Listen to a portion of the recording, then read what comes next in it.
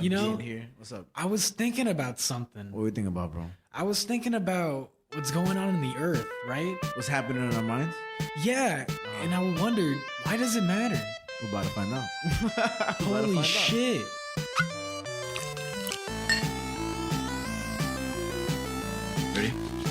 Ready? Just kidding. Welcome to Earth, Mind, and Matter. We said, fuck it, let's talk about albums. We said, let's talk about some movies and some fucking comics.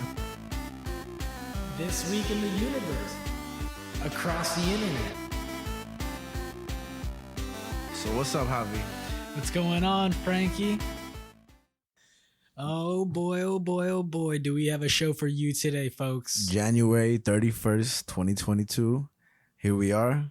Oh, God. You said 2022, and I was like, what?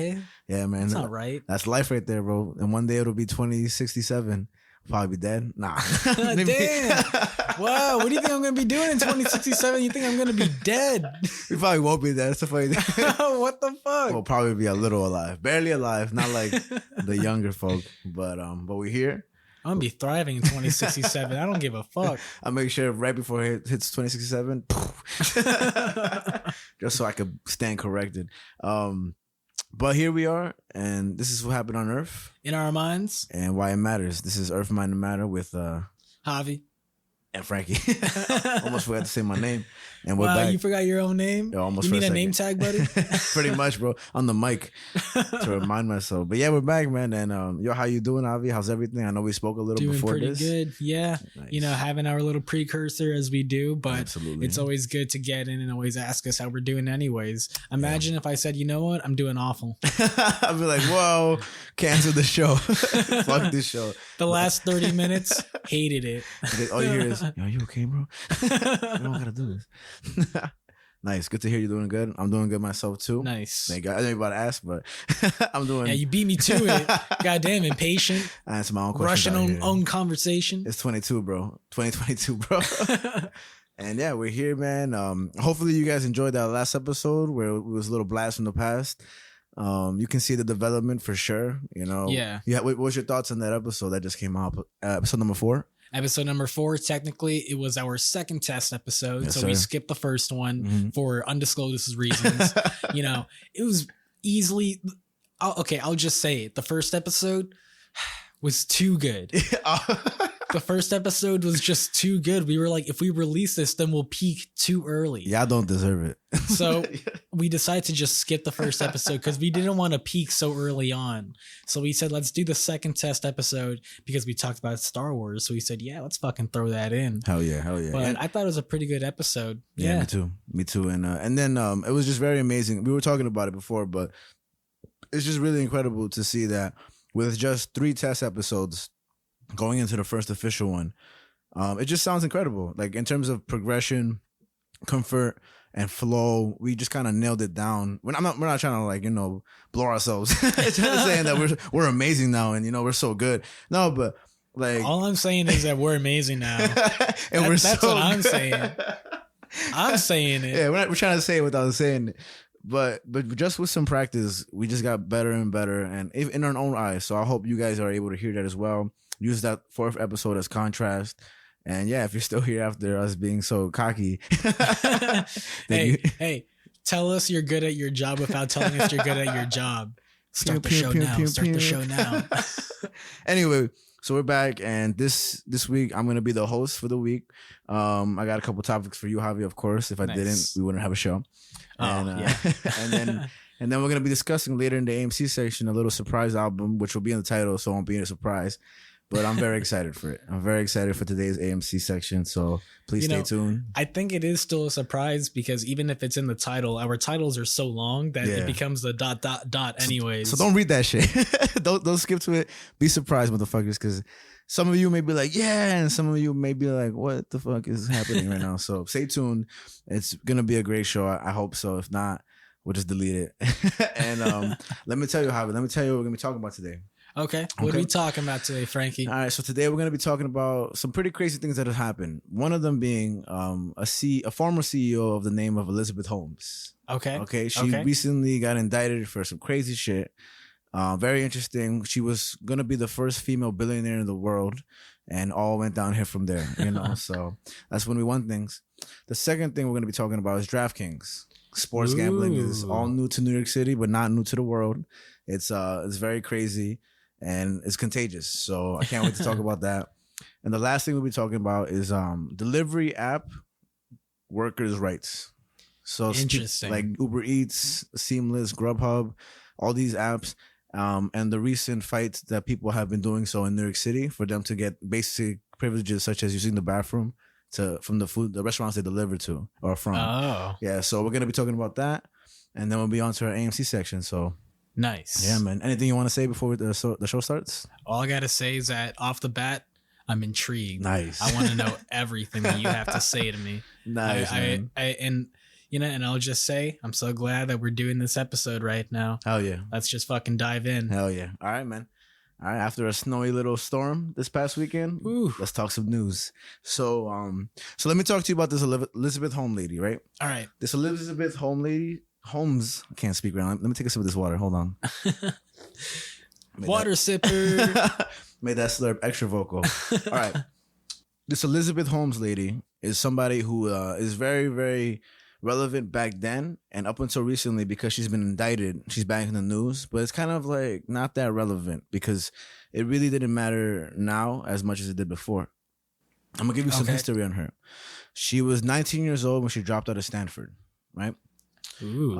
Often she was compared to Steve Jobs, and she gave speeches with a very deep voice. So when she spoke, she almost sounded like me right now. She sounded like this when she was talking the whole time, always with speeches. And what she's known for is supposedly creating this little device that does the job of multiple blood tests in one little device. Interesting. Yeah. So her company's name was Theranos. Kind of sounds like Thanos. Right? Yeah. Kind of, right? Also kind of sounds like Thera knows. That's exactly what it is. And basically, the device she was saying would only take a prick of your finger's blood, and that will perform quote unquote hundreds of laboratory tests. Interesting. Mm-hmm. Just a drop of blood. Just a drop of blood. Tell you whatever the fuck you just had. Like Thanos said. I didn't know that. That's pretty interesting. Did he really say that? In Infinity War, when Iron Man like fucks him up and whatever, he gets a scratch on Thanos on his cheek. Yeah. And Thanos goes, "Wow, all of that for a drop of blood." Bro, I had no idea. That's kind of incredible. That's pretty fucking incredible. The universe works itself out like that. Maybe she knew. Her company at one point was worth $10 billion. And she proclaimed this company to be quote unquote the most important thing humanity has ever built. And the device was called the Edison. It was a miniature blood analyzer. And basically it would take over an industry of blood tests that were existing before that. So before the Edison, which was created by Elizabeth Holmes, the industry for testing blood is worth about $60 billion. Oh, wow. So it's kind of like how people say if they were to find a cure to cancer, they would lose a lot of money on the medicine provided to treat cancer. The cure is not as good for pharmaceutical companies as it would be. So in a way, even though we're going to go down a real crazy hill, there's a lot of conspiracies you can apply to this. When you think about maybe they didn't want her to succeed, but she was straight lying. So this device would detect things like cholesterol or cancer, right? And essentially, she really promoted this, and the world looked at her as this crazy phenomenon, and especially because she was a woman. Nobody in her position has been a woman before. It's all men, really. Like you think of Elon Musk, you think of Steve Jobs, Bill Gates, etc. All these famous men that are very famous for what they provided to the universe, to the world, because of their like technological advances or medical advances or all that stuff. So for her to be in her position was really grand. And the thing is that after a while, people started realizing, like, does this actually work? Does this device called the Edison work for people? She partnered with companies like Walgreens to get this into every Walgreens store. And so is this something that you could self-administer to yourself? Like, would it be something you could just buy at a CVS? It would be something you go to CVS, they would use it to test on you. Oh. So essentially, that's what the whole idea was. This sum up of one little device doing the work of many blood tests. Instead of waiting this and that long to find out whether you're sick or this and that. It will basically tell you, hey, we'll tell you in a couple of minutes or like an hour or a day, but we'll tell you everything, not just one thing. So it was pretty amazing in concept. But after a while, the employees started to be really skeptical about a lot of things that were happening. Just as things like when investors would come to the company, the employees were told to perform fake demonstrations to the investors. Huh. Interesting, right? And what they would do is they would prick the fingers of the patient. And when the investors went to a lunch or a meeting, they would then perform real blood tests instead of using the Edison that she invented. Interesting. So when the investors came back, they would provide the results of the actual blood tests rather than the results from the Edison. That's shady. Yeah. So it's what's up? That reminds me that I just did this in Red Dead Redemption 2. Okay. There was a great game. Right. Uh-huh. There's a mission where there's a doctor who's trying to create an electric chair. And so there's a whole mission where you're trying to see if the electric chair works. So he finally has a demonstration for it, and everyone shows up around it, and he's like, this is the most humane way to kill a human being. Watch this person go away peacefully without a thought. And he turns on the machine, and the guy is just getting electrocuted, screaming for his life. And he turns off the machine, and the guy's still alive. And the doctor's like, you see, he's nearly to death. He's almost dead, folks. Oh, just one more flick. Isn't this so humane? And he goes for another flick and just electrocutes him more. Doesn't kill him. He turns it off. The guy's just like, please kill me. And the doctor tries to turn it on one more time, and it backfires on him. And it kills him? And kills the doctor. Nice. And kills the guy in the chair. And everyone just kind of walks away. Yo, man. The original Elizabeth Holmes. That's pretty fucking funny. I do remember that scene. The more you told about it. First of all, Red Dead Redemption 2, fucking amazing game. Amazing game. But that's funny as shit, man. But imagine he was successful, you know? Imagine he was like, all right, I'm going to kill him, but just go to lunch. And then he just stabs the motherfucker 1,000 times. He comes back, look, he's dead. With this tactic, she raised $900 million from investors. Okay. So that's a shitload of money. And even the FDA validated that the company was, legit. The FDA also validated the COVID vaccine. So it's a lot of, not to like push that topic again, but it's very interesting when the FDA says, nah, it works, fuck it, right? And even supposedly was used in Afghanistan, but that was a lie. That's another lie that she was telling. When she was trying to promote her vaccine, she said that she and her company worked with Johns Hopkins University to use this device to detect pancreatic cancer 17 years before the tumor developed or formed in the blood. And then they asked Johns Hopkins, this never happened. They said that we've never worked with Theranos. We've never done anything with her. But again, she was just spewing these lies. Where is she putting these lies onto? Just like the internet? She was on talk shows. So she would go on talk shows, on interviews and this and that. And she would just tell these this is just false truths, she would just represent it. And people kind of believe that, one, because she's such in a position to do so, where I think even if Elon Musk were to say something, I think we listen to him too, or Bill Gates or Steve Jobs, rest in peace, whatever, we didn't do a rest in peace this episode. Yeah, I noticed that. I was trying to think about if there was a rest in peace that we could throw out. We can throw out, last week was Kobe Bryant's death. So rest in peace to Kobe Bryant, his daughter, and the helicopter guy and everybody else in that helicopter. To the anniversary of them, this and that, crash, boom, boom, pow, Crash, boom, boom, pow.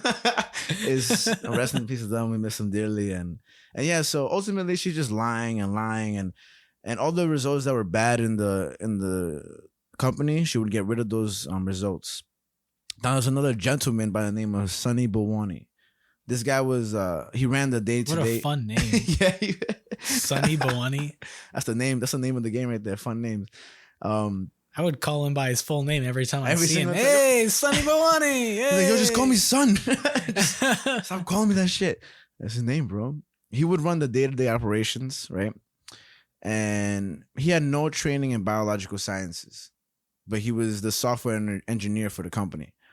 And he was secretly clapping her cheeks. That's what I have right here. I'm looking at my notes.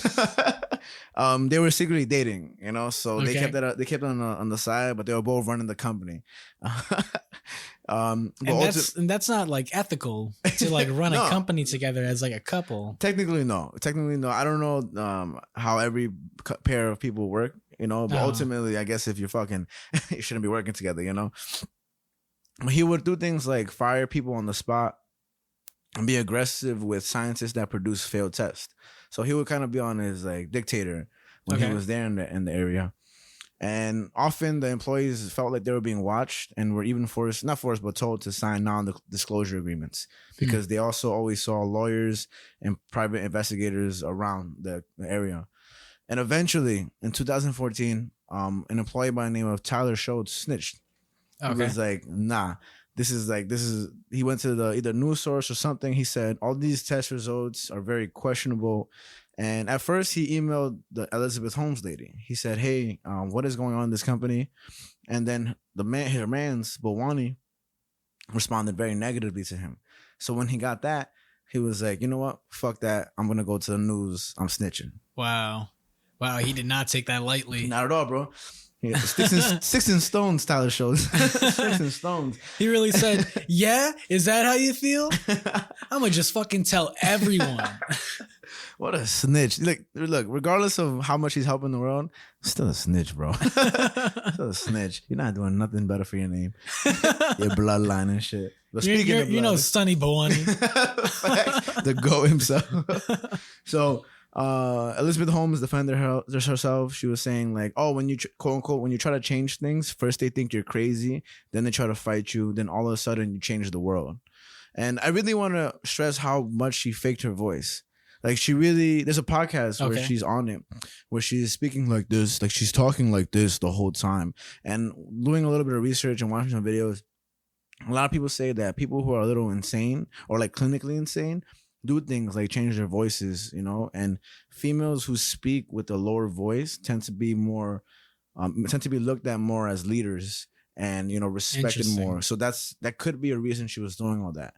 But in a podcast that she was shooting one day, she went from going like, yeah, so to being like, no, actually this, and so there's, who knows? But a lot of people in the workforce, in the work field says that she was faking all that stuff to just portray herself as this different character.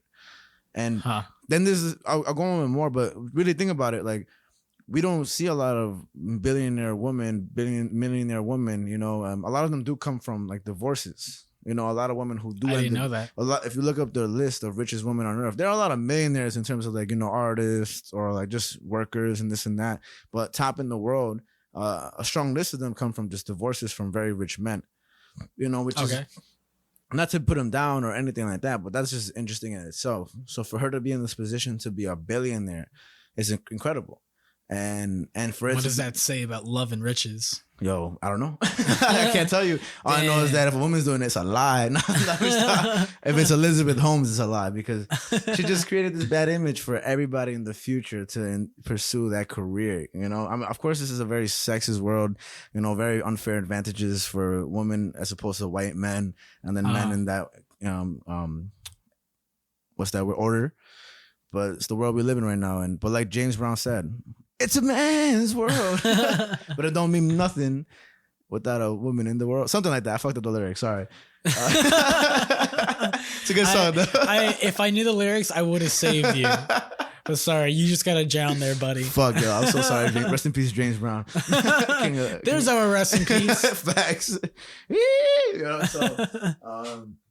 Basically, when in 2016, the federal regulators shut down Theranos laboratories after many surprise inspections for reasons such as immediate jeopardy to patient health and safety. 1 million test results were invalidated. I don't know if you remember Betsy DeVos, who was the Secretary of Education after Trump's election. Well, a lot of people were upset at her for being the Secretary of Education, saying that she wasn't informed enough or credentialed enough to be the Secretary of Education. But she was very invested into this company, and she lost $100 million just to show how much in cahoots politicians are into money. You lose $100 million. That's fucking crazy. And if I'm not mistaken, you can fact check me on this, but Bernie Sanders has 3 houses. People like Nancy Pelosi play with the stock market all the time. These are Democrats that I'm mentioning. Betsy DeVos is a Republican. Filthy animals, all filthy animals. Even though I fuck with Bernie Sanders, but there's this fishiness of people preaching to helping the poor or the lower class, and then having so much money on the side, which doesn't make them evil, but it just goes to show that separation from politicians. Of course, there's always going to be a disconnect when there's that much of a wealth gap. Yeah, and it's very, very interesting. So when I saw Betsy DeVos had lost $100 million because of this organization going downwards, I mean, it's fucking crazy. That's just a lot of money to lose. Like, imagine you lost $100 million. Yeah. What the fuck? Walgreens sued her and settled for less than 1/4 of what they gave her. So they basically got $140 million. But if you do the math, how much is that? Like 560, even more was the original investment for her. And all they got back was $140 million.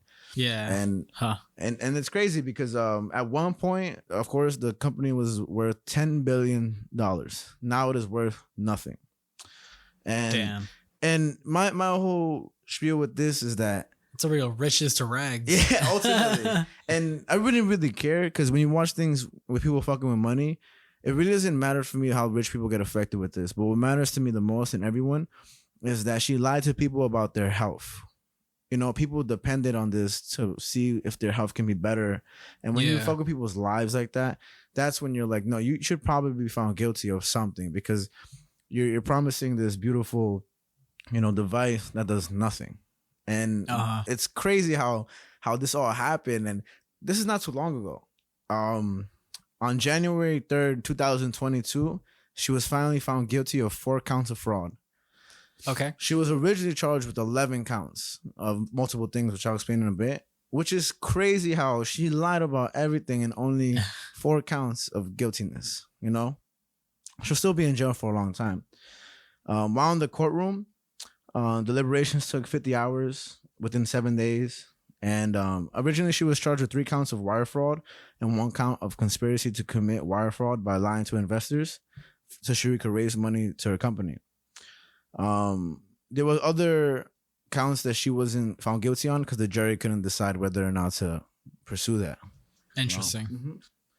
For the counts of deceiving investors, basically, each count that she was found guilty for carries a sentence of 20 years in prison. And yeah, she's 37 right now, but she's trying to appeal. Why? What? Sure, let me try the device again. Let me try it one more time and maybe it'll work. She's one of the most famous female executives to ever serve this time and go to trial. The only other famous person that would do that was a woman, is Martha Stewart in 2004, where she was lying to investors about a stock sale. I didn't know why she went to prison, but I knew she went to prison. Yeah, I knew of that. I didn't know why, though. That's interesting. Martha Stewart, the GOAT. I love her, bro. Imagine if we had Martha Stewart on the show. Yo, Martha Stewart, if you would like to come to the podcast, please contact 999-467. It'd be cool as fuck. Smoke some weed with her. And this is where it gets kind of like crazy, kind of gossipy. Where in the trial, she accused of her mans that was clapping her cheeks, Sunny Bawani. Sunny Bawani clapping cheeks and leaks. Yeah. She said that he mentally and sexually abused her during the time. And the jurors did that not. Ain't good. They ain't looking good for Sunny Bawani, who's set to go to trial later this year. So he still has his time in court. So he's either guilty or not. But with that accusation, the jurors were like, nah, we don't believe you. Whether or not be true, because it could be true, it could be not. Who knows? But apparently he controlled her life, schedule, self-presentation, and how much time she spent with her family. And she also said, which is the most serious accusation, that he forced her to have sex with him. So who knows the realness of that? That's going to be real interesting to see in the future. And yeah, man, essentially that's like the whole sum of everything. I kind of like said it word by word just because the whole story in itself is just fucking crazy how it all turned out. Yeah, that's a real fucking beehole in itself. Yeah, we didn't have to go to the beehole. We just kind of dive right in. It's very, very incredible. I mean, she was the youngest self-made billionaire, and this is a quote that she has, which is a very, very interesting quote. And this is what I'll finish the story with. Let you talk a little. Her quote is, quote unquote, asking yourself whether you're wrong is a really good thing. If you really feel strong conviction, then you're doing the right thing. Then keep going. Elizabeth Holmes. Damn. Yeah, man. And yeah, so she was very bold for how much she fucking lied to everybody. This is how the device looked. I know people can't see it, but it's basically a little small device with a QR code facing it, and then the other side where the pricks of blood would go into. And you know what? I'll say this now. We'll have these pictures on the social and stuff. Yeah, for sure. Yeah, for sure. we'll put it on our story, and that way we'll have it tagged, so that way you can always refer to it to this episode in the future.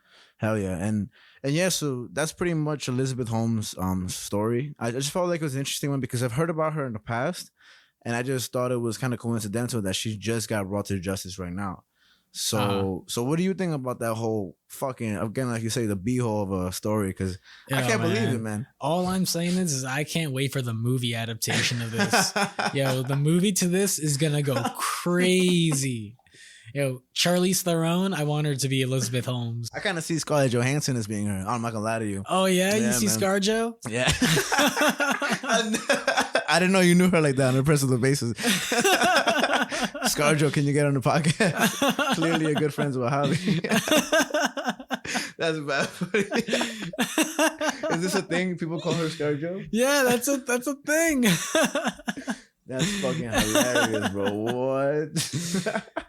No, I think this was a pretty wild situation. I think I've never, like, to be honest, I was kind of unfamiliar with this whole situation. You know what? She kind of looks like the girl who played I think her name was Lindsay in Zack and Cody, the blonde chick. Yes, I know exactly who you're talking about, but I don't know her name. I think it's something Amy something maybe, but something she does look like that. That's who that looks Ashley like. Tisdale. Ashley Tisdale. That's exact. So look up at home if you're listening. Look up Elizabeth Holmes and then look up Ashley Tisdale. Maybe that's who that is, really. Being the fraud that she is. All I'm saying is they've never been in the same room together. Dun, dun, dun. That's a little weird. That's just a little fucking weird. I think you cracked the case, Javi. I think about to call the cops right now. And yeah, man, I can't relate anything to now, like that's relevant to this, or I can compare to this because that's just a fraudulent thing. And how do people believe her? You know, how do people believe that? How did she get on like so many talk shows and things like that, and just like no one fact checked any of this? How did she get on the shows in the first place? It really makes me curious. Like, how the fuck did she get this far and no one found out? Like, that's wild. And when the deliberations were happening and they interviewed her, I think, if I'm not mistaken, she said, I don't know, about 100 plus times. Because at first she kept defending her company and kept defending everything. And then after all the information came out and everything was exposed, she just kind of gave up, lost all faith in her answers. I mean, she's going to appeal just because it's a smart thing to do.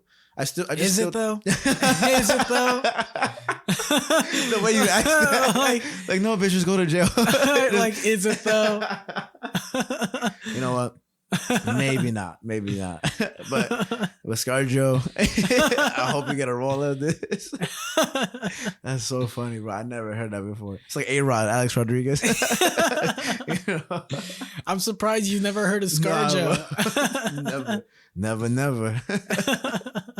Yeah, and I just wonder what the next scandal for a CEO is. It would be incredible to see somebody like, because I know Elon Musk is on top of the world right now. You know? Yeah. And imagine it came out that all his cars had a little bit of gas in them or something, or just, and a lot of people have a big, squirrel, if that's the word. I don't think that's the word with Elon Musk. Coral. Whoops.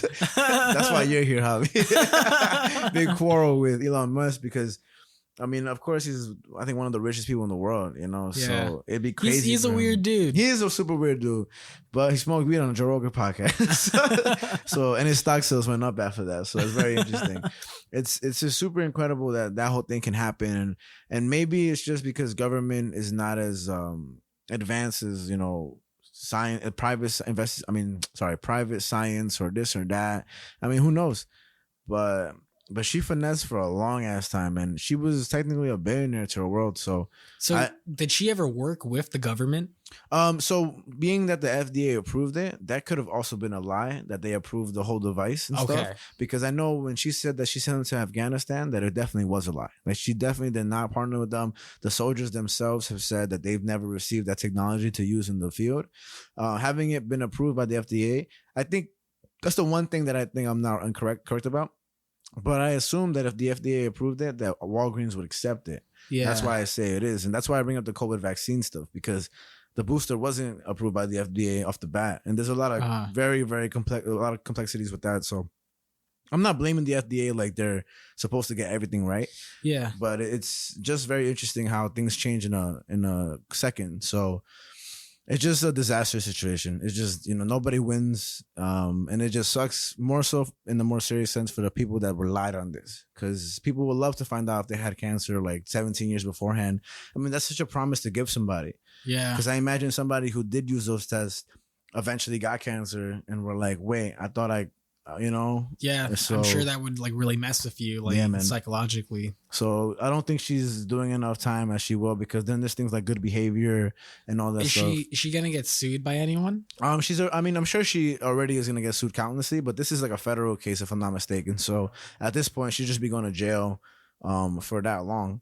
I just felt like when the news came out, nobody really cared, because this is kind of a situation that happened a little back then. I would say she got convicted in 2022.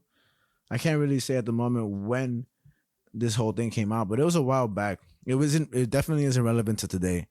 So I would want to see how this is not really that important, nor relevant, but how like a lot of feminists will look at this story. Not that it has anything to do with gender or this or that, but it's just it deteriorates what women are fighting for.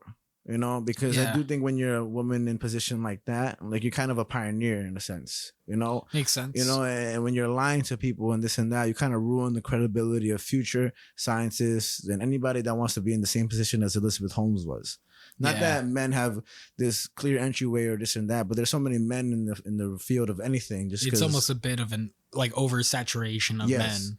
Yes. So it's like the cracks that happen with men, we kind of oversee it because it happens so often. Yeah. Because it happens all the time. Yeah, exactly. So when it happens with women, because there's not as many women, it's much more noticeable. I agree. And this is exactly what I'm trying to say, where, I mean, she should be ashamed of herself on some real shit, because it just sucks. And it just discourages any other woman to go further in that field, because, again, their credentials would just be halted, because they would look at Elizabeth Holmes and be like, well, she lied to everybody. And yeah, so I mean, she finessed. At the end of the day, she finessed, and she had her fun for a while. Did she though? How long is she gonna be seeing time for? She temporarily finessed, but now it's over for her, and she going to jail, bro. When she got sentenced, all she did was keep a very serious face and just hugged her mother and just dipped into jail. So, because she knew. I don't know why she's trying to appeal. Appeal what, bitch? That's it. Like, facts. You're not lying. She's a piece of shit. So, oh my god. Yeah, she's pretty trash-tastic. So yeah, rest in peace, Elizabeth Holmes, because you're not coming out of jail. Socially. Facts. No, that was. Like, I was trying to find ways to go down the b-hole at that one, but man, like I said, that was a b-hole in itself. Like, that's why I started off with that, just because there's not really much to say except just listen to what that is. When I was watching all these interviews and all these stories and then reading, I just was like, wow, what a phenomenon. That's all it is. It's just, it happened and then stopped. And yeah, those investors lost a shitload of money, bro. That sucks for them. $900 million worth, bro. God. But that's collectively, right? Collectively. Okay. And she got charged for lying to those investors, because you just can't do that. Yeah. Because obviously that's not the name of the game. But man, I mean, I wish in the future somebody can come out with that. But then it comes down to the conspiracy of whether or not those big names push that away. Now look at that. How do you mean? So the blood testing industry as a whole, with like multiple blood tests, not just one detecting all diseases, just multiple blood tests detecting multiple diseases.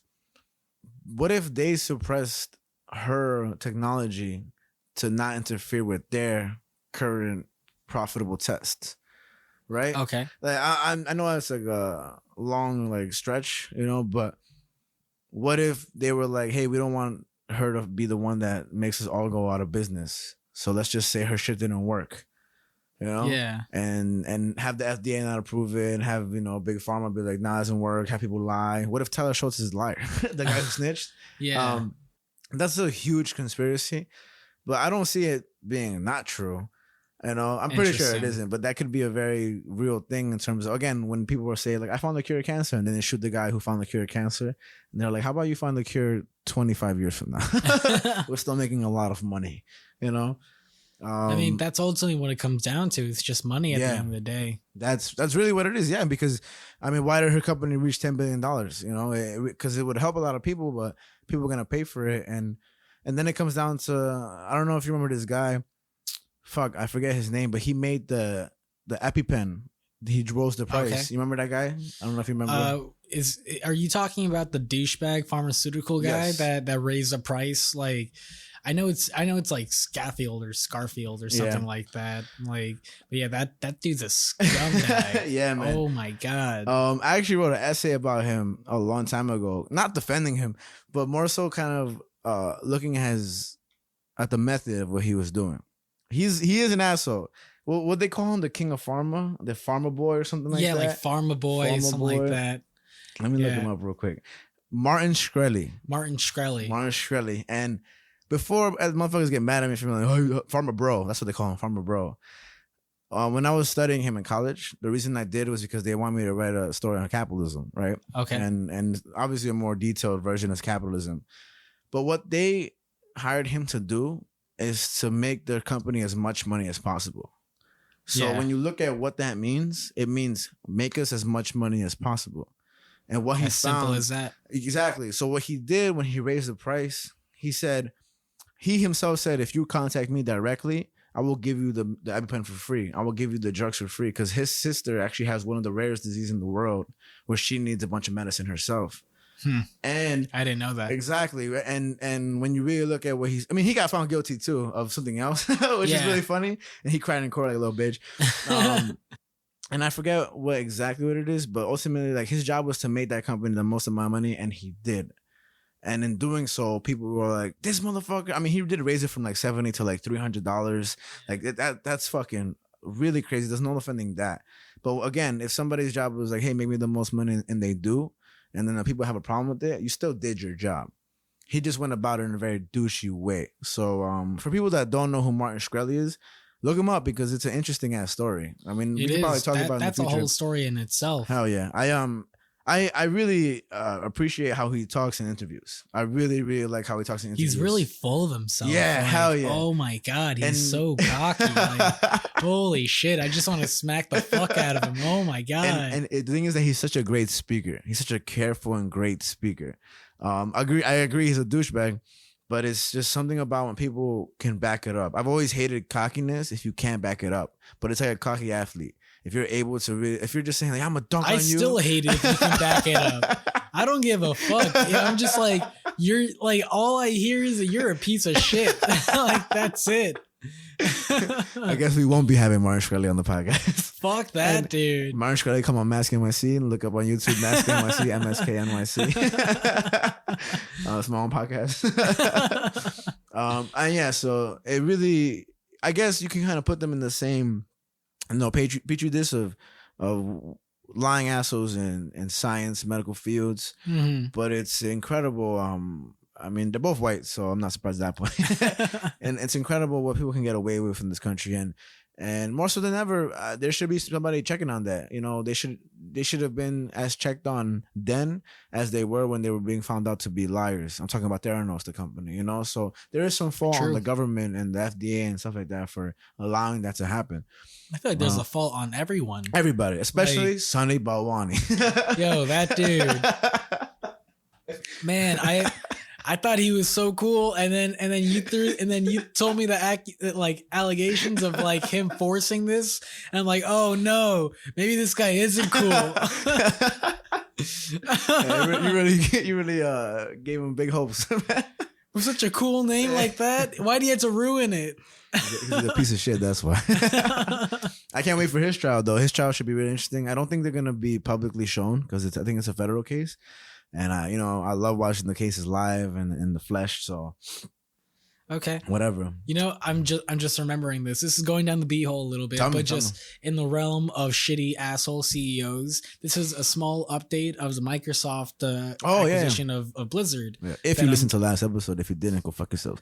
Hey, whoa. If this is the first episode that you're hearing, thank you. Thank you so much. Honestly, I don't know who that was back there calling you fucking assholes. I don't. Yeah, no, fuck that guy. Anyways.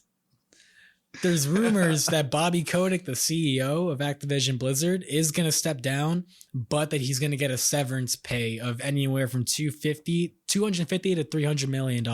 Jesus Christ, bro.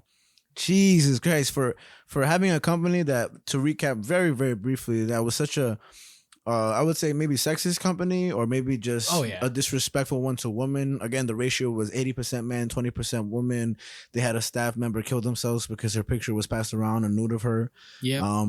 All crazy stuff. And one of the main topics we mentioned is accountability, towards him allowing this to happen under his name, and for him to get a severance package of that much money.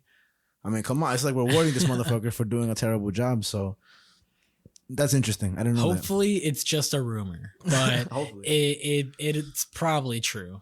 Yeah, which is the unfortunate thing. Well, that sucks ass. It does suck ass. So I just had to throw that out there. I just remembered we were talking about shitty CEOs. Oof. My hope in humanity just. So, yeah, man. So bigger news, DraftKings. All right, DraftKings. If you don't know what DraftKings is, you definitely know what gambling is. And DraftKings, I don't know what gambling is. Get out. No. Imagine if I were that dumb. How would you explain gambling to someone? Okay. What is gambling? That's a great question, actually. All right. So say Javi didn't know what gambling was, right? I'm Javi. Hey, what's up? I guess the way I would explain it is, hey, you want to make money for doing absolutely nothing except guessing?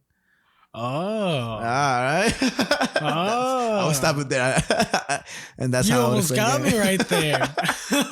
And that's how I explain gambling. Let me start off by saying this.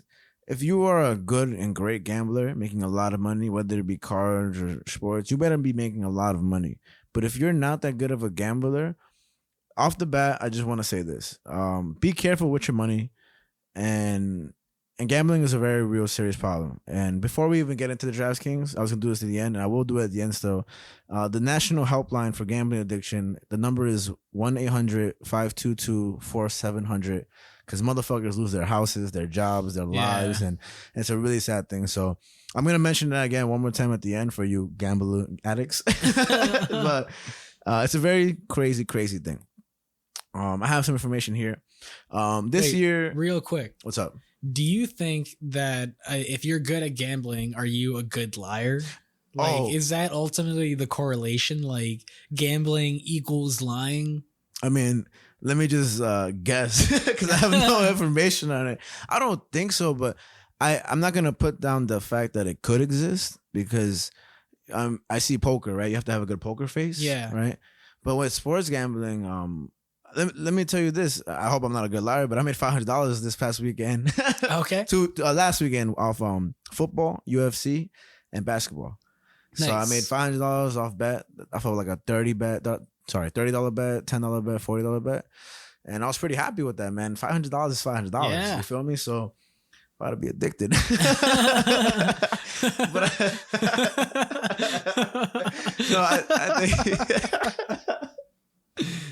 I think with the lying part, I think that could be with poker players, because they say your poker face, pop up a poker face. They you got to keep it real straight, and it could be. I know what I've heard in the past. This is a little relevant to DraftKings, but I've heard that people who gamble on tables, they've went to gambling online, because rather than gamble on tables and winning this amount of money at one table, they can be online playing 10 games at once and win multiple amount of money instead. So I think so. I think with especially poker players, I think anything else, there's a certain skill set to gambling, but it's still luck. You know, whether or not you believe in luck or whatever. I bet this weekend on the Kansas City Chiefs to win. I know you don't really follow football like that, but their bitch asses lost. So I guess I guess the bet with 3 things would happen, and only 2 of them happened. My outcome would have been $147. I did not win that. So life goes on, you know. So DraftKings is a very interesting thing, and the reason I was able to bet is because in New York City they just approved online gambling. Yeah, with things like DraftKings, Caesar's Pet Book, and other apps. There's like 1,000 apps to bet money on. Yeah, you know, and there's a bunch of referral codes, which is very interesting because the reason I started researching this topic, I was in a bar. I was in a bar by myself. I don't do that really. And I had a lot of time, and I said, let me research this topic for Earth, Mind, and Matter, because gambling was supposed to be introduced either that week or the next week. And I just found it interesting because I was talking to one of my friends, Jonathan. Never met the guy. He's all right. He's all right? If you're listening, he's all right. Nah, I don't want to meet him. I'm good. And he was saying the way these apps hook you in is by giving you a bunch of free bets. They will give you like $40 to bet for free, 4 $30 bets for free on whatever you want, and you keep all the money you make. And if you lose more money.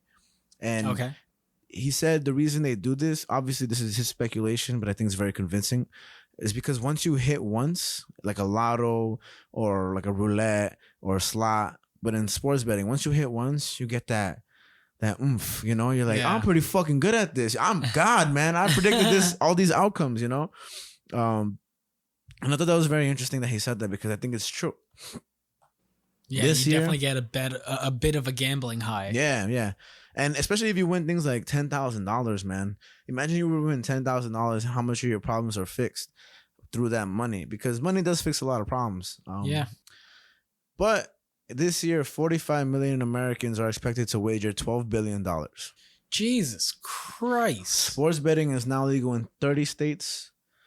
And what does it do to sports? It enhances the viewing experience. It makes it so much more fun. Do you know how much more fun I've had watching these games, knowing that like if they score, I win money, and if they this and that, I win money. So it definitely does. App sports betting is legal in 15 states, and casino and blackjack and slots is available in 5 states, all through DraftKings, but other apps as well. I just mean in the sense of like these are the apps that allow you to do it in these states. But by 2033, online sports betting altogether as a worth is supposed to reach $40 billion. Wow. Yeah. But the cost of gambling addiction in the U.S. is $7 billion annually in regards to fees related to justice system, healthcare, job loss, and bankruptcy. Wow. The reason gambling and all that stuff, like sports gambling, was, you know, made illegal in certain states and prohibited a lot, because in the early 1900s, it became illegal because of corrupt athletes and organized crime surrounding it. So what does that sound like to me or to you? Does that remind you of anything? I mean, isn't like FIFA super corrupt? Oh, I mean, there's been referees in the NBA that have been proving like for sure corrupt, and FIFA is. There's a lot of controversy in FIFA. I just don't know myself, but there's definitely like it's a lot of money thrown in there where it makes it disgusting. And I personally think a lot of sports are corrupt. I think referees can change the game a whole bunch, but there's definitely NBA refs.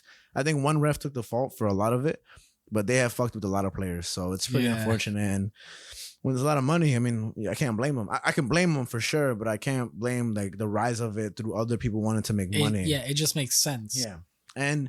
So back to like the early 1900s for them making sports betting illegal, it reminds me of Prohibition. Oh, okay. So as I sip this alcohol. Man, Prohibition, what a weird time. Super weird time. Thank God we were unborn. And what happened when they made alcohol legal? What did people start doing instead? They started making what do they call them? Speakeasies? Speakeasies. Yeah. They started making their own, brewing their own everything else, beer, whiskey, and stuff like that. And in 1992, the Professional and Amateur Sports Protection Act banned sports gambling in U.S. except a couple places like Nevada. I look at it as similar to alcohol prohibition because for a while, by the late 2010s, through black market offshore bookies, they would make around $150 billion.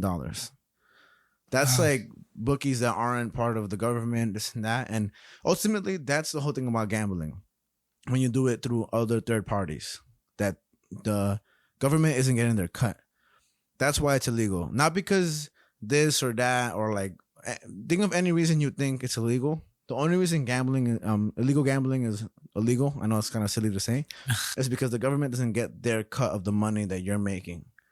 So the house takes some money, but the government always, Uncle Sam, right? His name? Uncle Sam. puts his hand in there like, I get that money too. So that's why even with DraftKings, you may win $10,000, but you're still going to get taxed a shitload of money. Isn't that interesting, you know? So, $150 billion annually through black market offshore bookies. That's a lot of money. That's a lot of fucking money, man. And it has to do with making it illegal. Obviously, that tactic doesn't work, you know. And we don't know how the crime around it was back then in the 1900s, because we've all heard of, you know, the mafia, if you own the money, and I don't know if you see Uncut Gems. Yeah. Oh man, what a fucking movie! And if you haven't watched Uncut Gems, you're just missing out, man. Because super great movie. I don't even want to spoil that movie on this show. Maybe we'll cover it in the A.M.C section one day. Ooh. Pew, pew, pew, pew. Honestly speaking, it's worth talking about. It's so good, and I'm not the only one that can relate to this. But when I hit on DraftKings, I put a little nose patch, and I start talking like I was sounding. You know, I start talking like. Because I made a shitload of money off a bunch of guesses, you know? What I meant to say in the beginning of this episode is that if you were a great gambler making a shitload of money, my hat off to you. I'll put my hat on, actually. My hat off to you. But I just want you guys to know he literally put his hat on to take it off. So you better respect that shit. But if you're a mediocre gambler finding yourself losing constantly and you're losing actual crucial money, stop. Just stop it and don't go forward. Go work an extra shift. Go pick up a 16th job, and start making money with your labor rather than hoping you're gonna hit big with these ridiculous bets. Because you need to do your research. You need to watch for a while, and even then, you may not always win. Yeah, you know, everything I bet, you got to look at gambling as once you put the money down, you've already lost it. You can't. That money is gone already. But if you make it back, it's a great thing. But yeah, eventually in New Jersey, they were the ones to pave the way to sports betting. In 2018, the Supreme Court opened sports betting across the country and let the states decide whether or not it would be legal. And New Jersey said, come over here, because when they made it legal in September 2021, they took in $1 billion on sports betting, and the state revenue reached $82 million. That was 83% higher revenue than the year before. And you know what that reminds me of? Marijuana. Yeah. You know, like all these states and all these dumbasses that thought that shit was bad for you and still called it a drug. I mean, ultimately, you think places like Colorado, you know, Washington and all these places, Canada, they've all profited incredibly because of marijuana, no matter how much you tax it. I went to California. I spent guap on weed, you know. But you know did it proud. Yeah, I did it proud, and I was supporting my country. I did it legally. And it's one of those things where, like, when potheads go buy weed and they do it legally, it's like, this is nice, you know. Why wouldn't I spend money on top grade weed? And of course, you know, the prices range, and you can never go wrong with your good dealer. What was it, Chief? Shout out to Chief. But it's something that people want, so they're gonna pay for it. And if those taxes are going to, you know, your government and actually going to good things that'll help the people, well, all power to everybody, you know? Yeah. So I do think people are adults, and when they become adults, they should be allowed to make this decision, because just as easy as you can become a millionaire through gambling, you can become in debt and homeless, but that's still your choice, you know? Yeah. And I think that's really important to understand. Of course, there's a lot of major background to all that, but I still think it's crucial. So now companies like ESPN, Comcast, and NBC Universal are all involved with sports betting apps. Michael Jordan is within the board of directors. Is that Michael Jordan one name, or Michael and Jordan?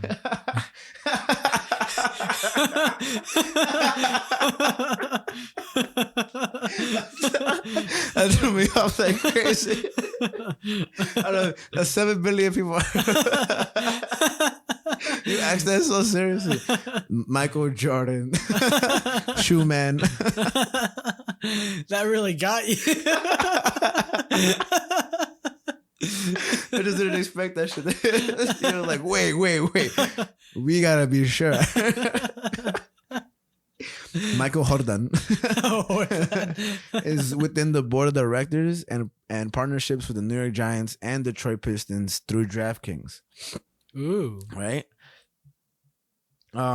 Basically what sports gambling does to sports is it increases viewership and people can watch till the end of the game because you can bet up until the last play of the game. Yeah. So I was watching Mexico versus Jamaica, the soccer game, and I bet on Mexico to win. They were down 0-1. There's 90 minutes in soccer. They were down 0-1 by the 88th minute, 85th minute, and they scored 2 goals to win the game in those little time span. Wow. I almost shit my pants. That was crazy. So it was amazing. And now I'm not gonna lie to you, I jumped for joy. I was like, yeah, oh my God. I was talking mad shit about Mexico. You know, I'm Mexican, so shut up, anybody. And then when they won, I was like, yeah, Mexico. So you know, gambling is a very disgusting thing. I also want to give a little point. I've played some sports in the past, you know, organized sports and stuff like that. No NFL type shit, but I've never liked the idea of celebrating somebody getting injured, whether it be for you to win or for you to win sports betting. Okay. Right? But imagine you, Javi, you spend $10,000, right, on this team winning against another good team. Okay. And the team you bet on is playing good, but they're getting beat by the other team. And let's say the other team's best player gets injured.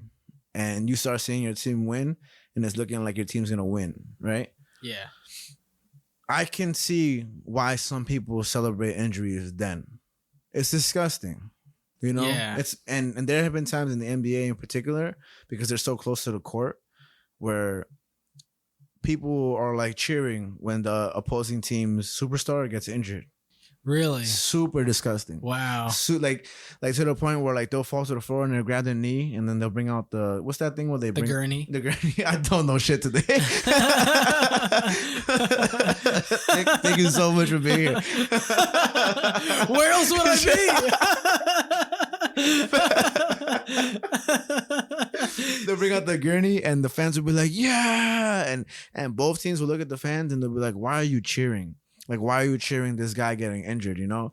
Yeah. Even me, and for me, I feel that. But I also can't understand, like, the one guy or girl or whatever you identify as being in a bar one day and they're addicted to gambling and they spent $500, their last $500 to win the game, and the team is losing terribly, and the opposing team gets injured and they're like, I'm going to make 30 grand right now. Yeah. You know? And it's one of those things where it's disgusting. I feel like for me in that moment, I would feel like I'd probably just be like, oh my God, I feel so bad about this, but holy shit that I need that. Yeah, man. I think that's fair. You know, I think it's better than being like, yeah, let's fucking go. But they're both kind of branches of the same tree. Yeah. You know, it's pretty crazy. And yeah, I would just be like, this doesn't feel right. Like, I'm glad I'm winning, but this doesn't feel right. As you go to the bank and take out your 10 grand and just fan yourself with money. Oh man, this isn't right, but it feels so good. You know? I'm like, I don't deserve this. I really don't. But god damn, does this money fan good. Yeah, man. So basically nowadays in 2021, sales and marketing are 98% higher than the last year.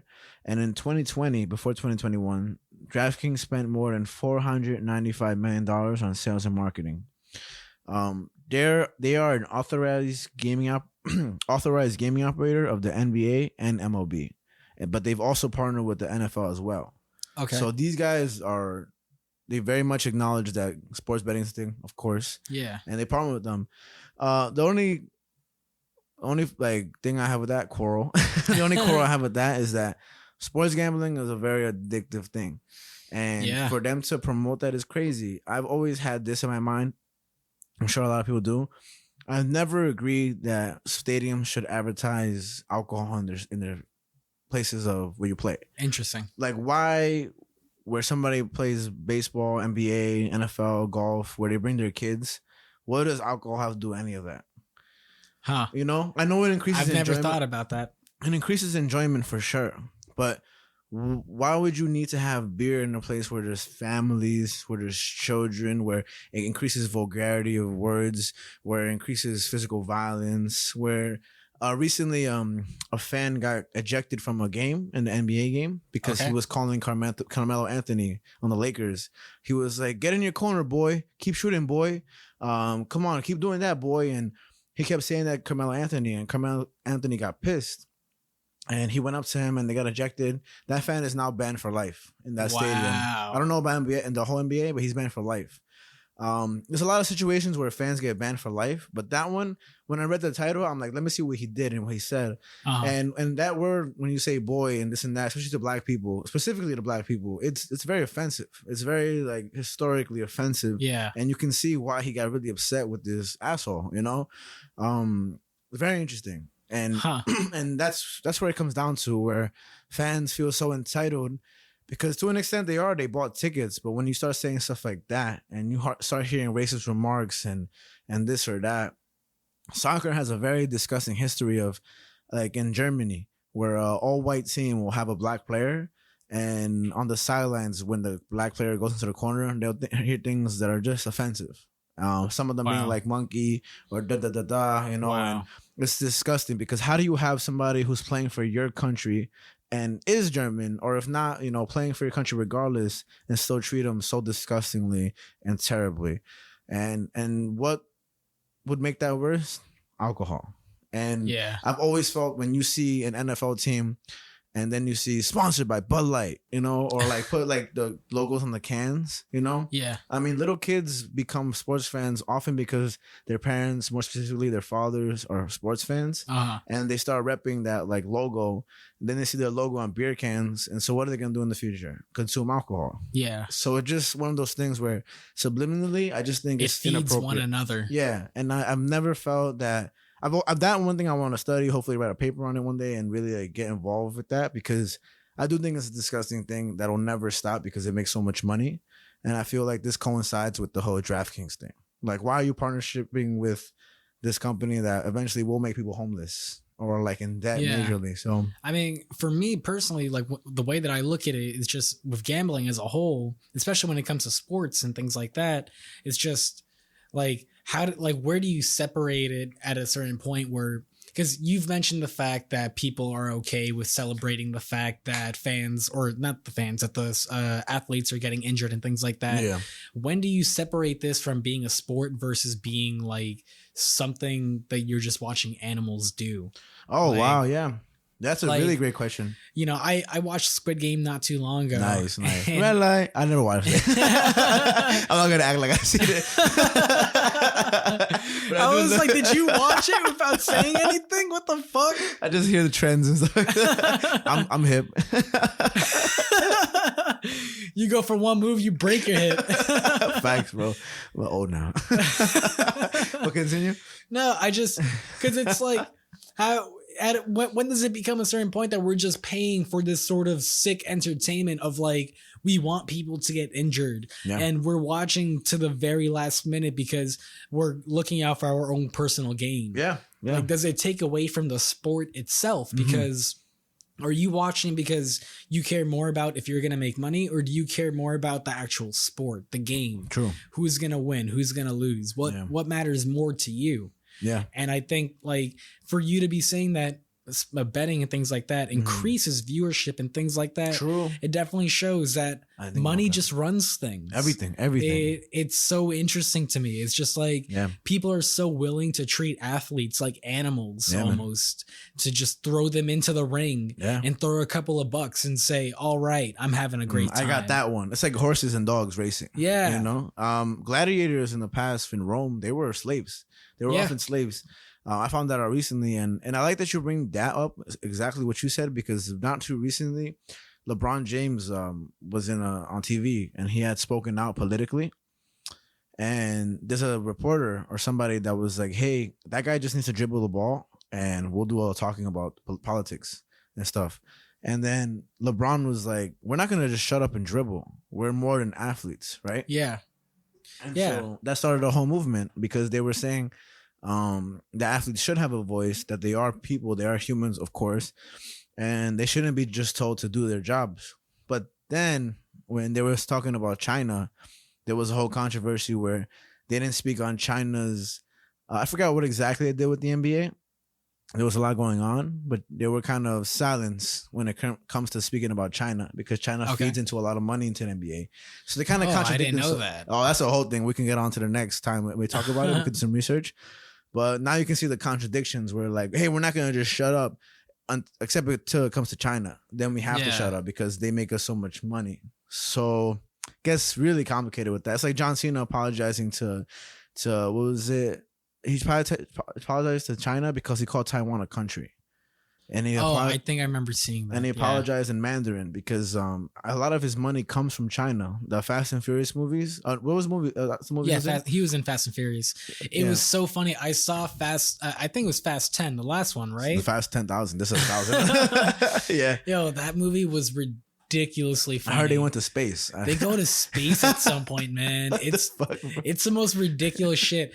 John Cena and Vin Diesel are brothers in this movie. No way. Family. It's the funniest thing because they give John Cena the deepest tan to make him look like Vin Diesel. And John Cena just kind of like talks like Dom the entire time. So he's like, I'm your brother, Dom. You can tell because I talk like this. So that means I'm your brother. Family. Because I talk like this. Space. Cars. And I'm in Tokyo.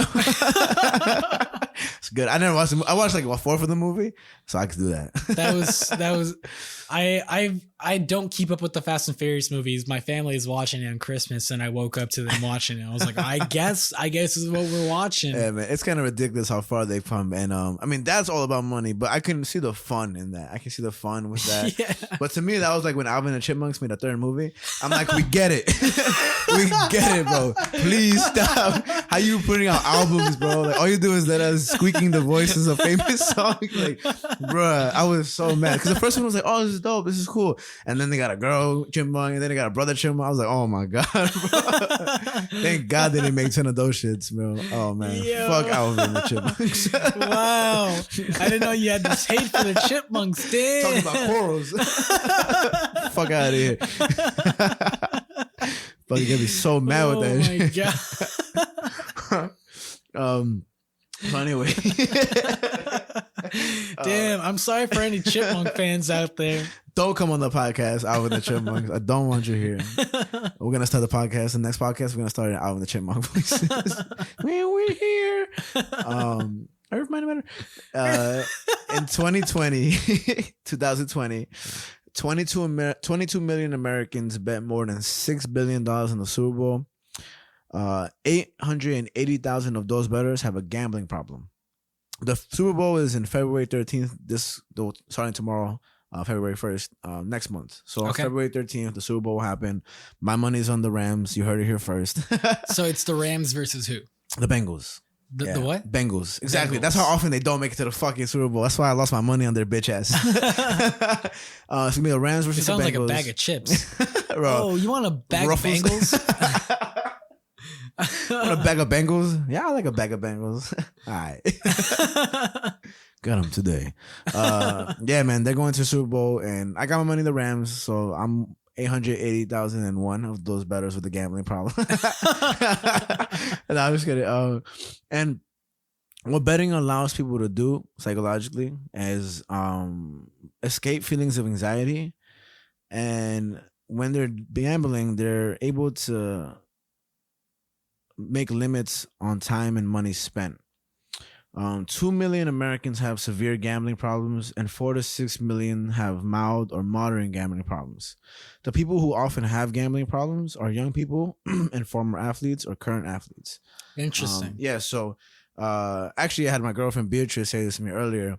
Okay. She was saying, you know what I've noticed? I said, what? She was like, a lot of people that I know that gamble used to be athletes. And I used to play football, but it was in high school. I'm not like, no, but a lot of people that I know that played football in the past are all, they're all gambling, but they all played football before, lacrosse or something, right? And then when I researched it, that's what I found. So it was like very interesting for her to tell me that.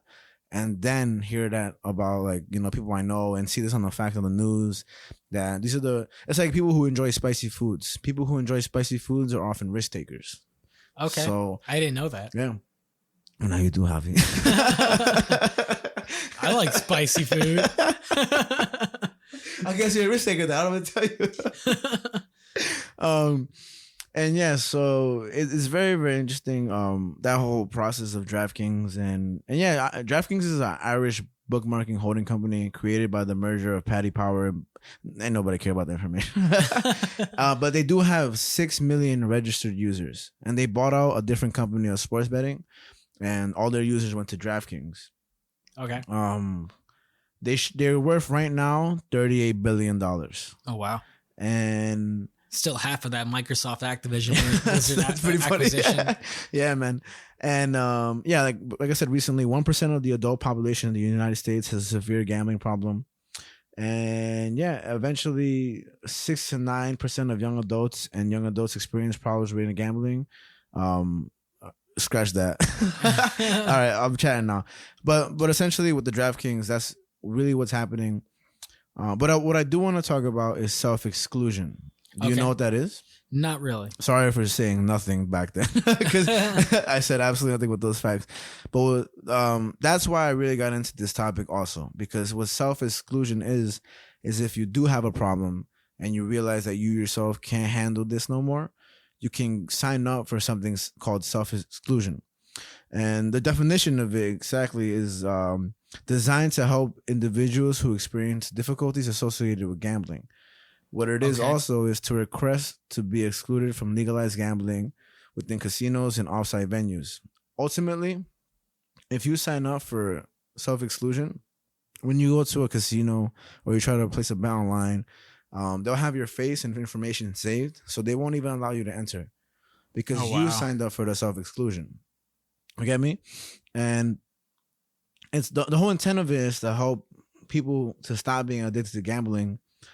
And in my opinion, you know, I was in the bar researching this. I was like, it also seems like a way to stop them from making money.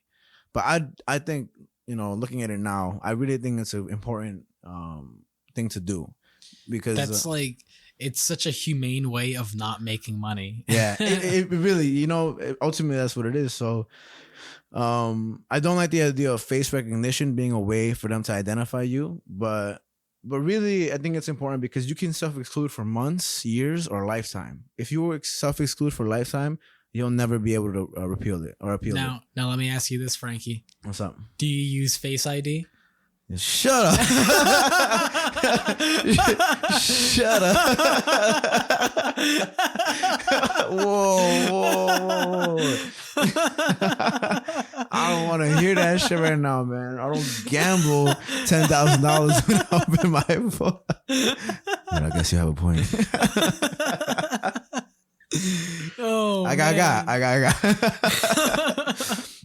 That's a segment of this show that we call Gotcha with Javi. You got. I got, man. Everybody listening earlier that was like, yeah, man, I don't agree with face recognition. You had to open your iPhone to listen to this podcast. So I guess fuck us. NSA all day. So if you are involved in self-exclusion, you can appeal it depending on your government. They will allow it depending on your circumstances. So you can say, no, I'm good now. Yeah. Okay. But it takes a process. It takes a lengthy process. And this, like, I was reading the New Jersey, like basically paperwork of how to self-exclude. Bro, that shit was like 50 pages long, bro. It's just so long. I was going to talk about it, but I didn't want to bore the world. And yeah, so, but if you sign up for lifetime self-exclusion, you're probably not ever going to get off that list. Oh, wow. So I heard a story where somebody made 50,000, made 100,000, and then lost it all. Oh, so, wow. You know, now they're banned because they got drunk and got angry. Shout outs to Henry who told me that story. Never met the guy. The last thing I'll say is that gambling addiction is the uncontrollable urge to continue gambling despite the toll it takes on one's life. Gambling is addictive because it stimulates the brain's reward system, much like drugs or alcohol can. In fact, gambling addiction is the most common impulse control disorder worldwide. So, I mean, what do you want to say about this whole thing? Because I know I'm chatting a lot, you know. Well, real quick, because this just came to mind. Yeah. But how do you feel about microtransactions in gaming? Because that gets compared a lot to gambling. How so? Like, you mean when you're buying like add-ons or like? Yeah, when you buy add-ons and things like that, like the biggest perpetrator in gaming is the Rockstar? FIFA games. Oh, okay. Oh, like FIFA ooh. Ultimate Team and things like that. I didn't know that. Yeah, and even in the NBA 2K games, they have literal slot machines so that you can win certain cards or whatever the case is. Like a casino almost, right? Yeah. So so it gets compared a lot to gambling because in video games is way more accessible to kids than it is for adults. Yeah. Oh, so, I got chills hearing you say that. Seriously. Yeah. So I was just curious if you ever heard about that, because like I definitely see that in the video game world and the video game news and things like that of like how, like, when is it too far to stop microtransactions in video games, because it's so easy to just buy a new skin in Fortnite every other week because they put a new one out or something like that. Even the use of credit cards is so blinding. Like I've heard people on websites like YouTube videos, like big bankers, they say they would never let their kid have a debit card and credit card or debit card because they just want them to see their cash hands on, because not seeing your money makes you spend it so much easier. Yeah. So back to that point, it's I remember learning this somewhere, but like a debit card and credit card creates the illusion of having more money than you actually have. Oh, hell yeah, bro. Hell yeah. Check my credit card statements. That's incredible you say that, because I didn't think about that. I didn't think to even mention that. And my thing that I point to that I thought would be higher is Rockstar with GTA 5 and casino. Yeah, because there literally is a casino where you can bet money there for like to buy cars and weapon skins. But I've seen a lot of channels with like FIFA to get the best player and this and that, and they'll spend money and money and money. You can also gain through the system itself, but it's so much quicker just to buy points. Yeah. But when you represent, especially in a game like 2K and FIFA where it's E for everybody, and they don't necessarily rate the online experience, right? They say that the online experience is unrated because savages in the mics. But it's interesting too, because a lot of these games that have the highest microtransactions, because FIFA Ultimate Team is EA's highest grossing or highest profiting anything. Wow. They make more money from FIFA Ultimate Team than they do from anything else at their company. Jeez. And soccer is such a worldwide sport, so that makes a lot of sense. And what's interesting is that these are sports games. Yeah. So there's a clear correlation clearly with sports gambling and microtransaction gambling in video games. Yeah. And you're kind of training the younger generation to just gamble later on as well, while they're still gambling with the FIFA games themselves. I'm sure kids today that are gambling in FIFA Ultimate Team are going to grow up now, say in New York, where it's legal to sports gamble and just get into sports gambling when they're older because they've been doing it already in video games. Bro, that blew my fucking mind. Holy shit. I did not think about that. I definitely want to talk about that. I mean, we're talking about it now, of course, but like I want to investigate that more, and we should bring that up the next time we talk on this podcast, because I think it's crucial information that people should know. Because I mean, just in general, people spend money on anything when it comes to gaming. And I mean, how different is that than spending it on an NFT? And is an NFT worth more? Because you can keep an NFT when you buy a skin on the game still owns that. Yeah. Right. Ultimately, everything you buy on FIFA, they own that still. True. Right. They can just like stop the servers to the game and you lose everything. Yeah, like how they stopped Halo 3. Was it? Yeah. What's the word? The online services. Online servers. Yeah. So I mean, everything you purchase in Halo 3 is gone now. I mean, or useless. So that's pretty incredible. And yeah, I think it's a terrible thing then, because it really just conditions children to just gamble more, and young adults and current adults and even senior citizens, if they play. I don't know if they play like that. That's an incredible topic you brought up, and I definitely want to look into that. I think the fact that they let a casino type thing run in a game like that is just super naughty. That's the best way to put it. It's just it feels wrong. Yeah. But it feels so good. Yeah. I mean, I'll just say to all of this, like, you know, like gambling, I've already seen become a very big thing as soon as New York was like, it's cool here. Yeah. I've seen it on my Instagram and everything like that. People that I know are just all about it now because it's so easy. And when you make something like this so easy, it's just as equally dangerable, or is dangerable a word? Dangerous. Dangerous. That's the right word. The tables have turned. The tables have turned. I lost my brain for a sec. Don't worry, I got it. But yeah, it's just that correlation is always going to be there. Something so easy is always going to be dangerous one way or another. And I think gambling is just a pure example of that. It like, I don't think ironically, there's no pure way to gamble. You can't, I don't think you can gamble cleanly. There's no way of doing that, I don't think. Yeah, I agree. Because there's still some risk of losing hard-earned money, you know? Yeah. And at the end of the day, that money is put better in investing or like, you know, groceries or your children's tuition, your own care, rather than risking it so somebody else can have it, you know? And when you can play DraftKings the same way you can play Candy Crush, there's a problem. Yes. It's a big problem. So, I mean, it's going to be disguised in many ways. And I'll let you even say this because I think, again, we want to reiterate for the last time. What is the number for the thing? Yeah, so if you have a gambling addiction, you might want to call this helpline. They're very helpful. The national helpline for gambling addiction is 1-800-522-4700. Help yourself. Because it really will benefit not only you, but the ones you love. And not to get too serious on it, but we joke about a lot of things. But when it comes to gambling addiction, my biggest thing that I'm fearing of in the future of this, like, not nation, but New York City, is I fear that in the future, crimes will rise because like domestic violence and like fights at bars and murders, because money still aggravates people when they lose a shitload of it. Yeah. And I feel like that's not what's happening yet.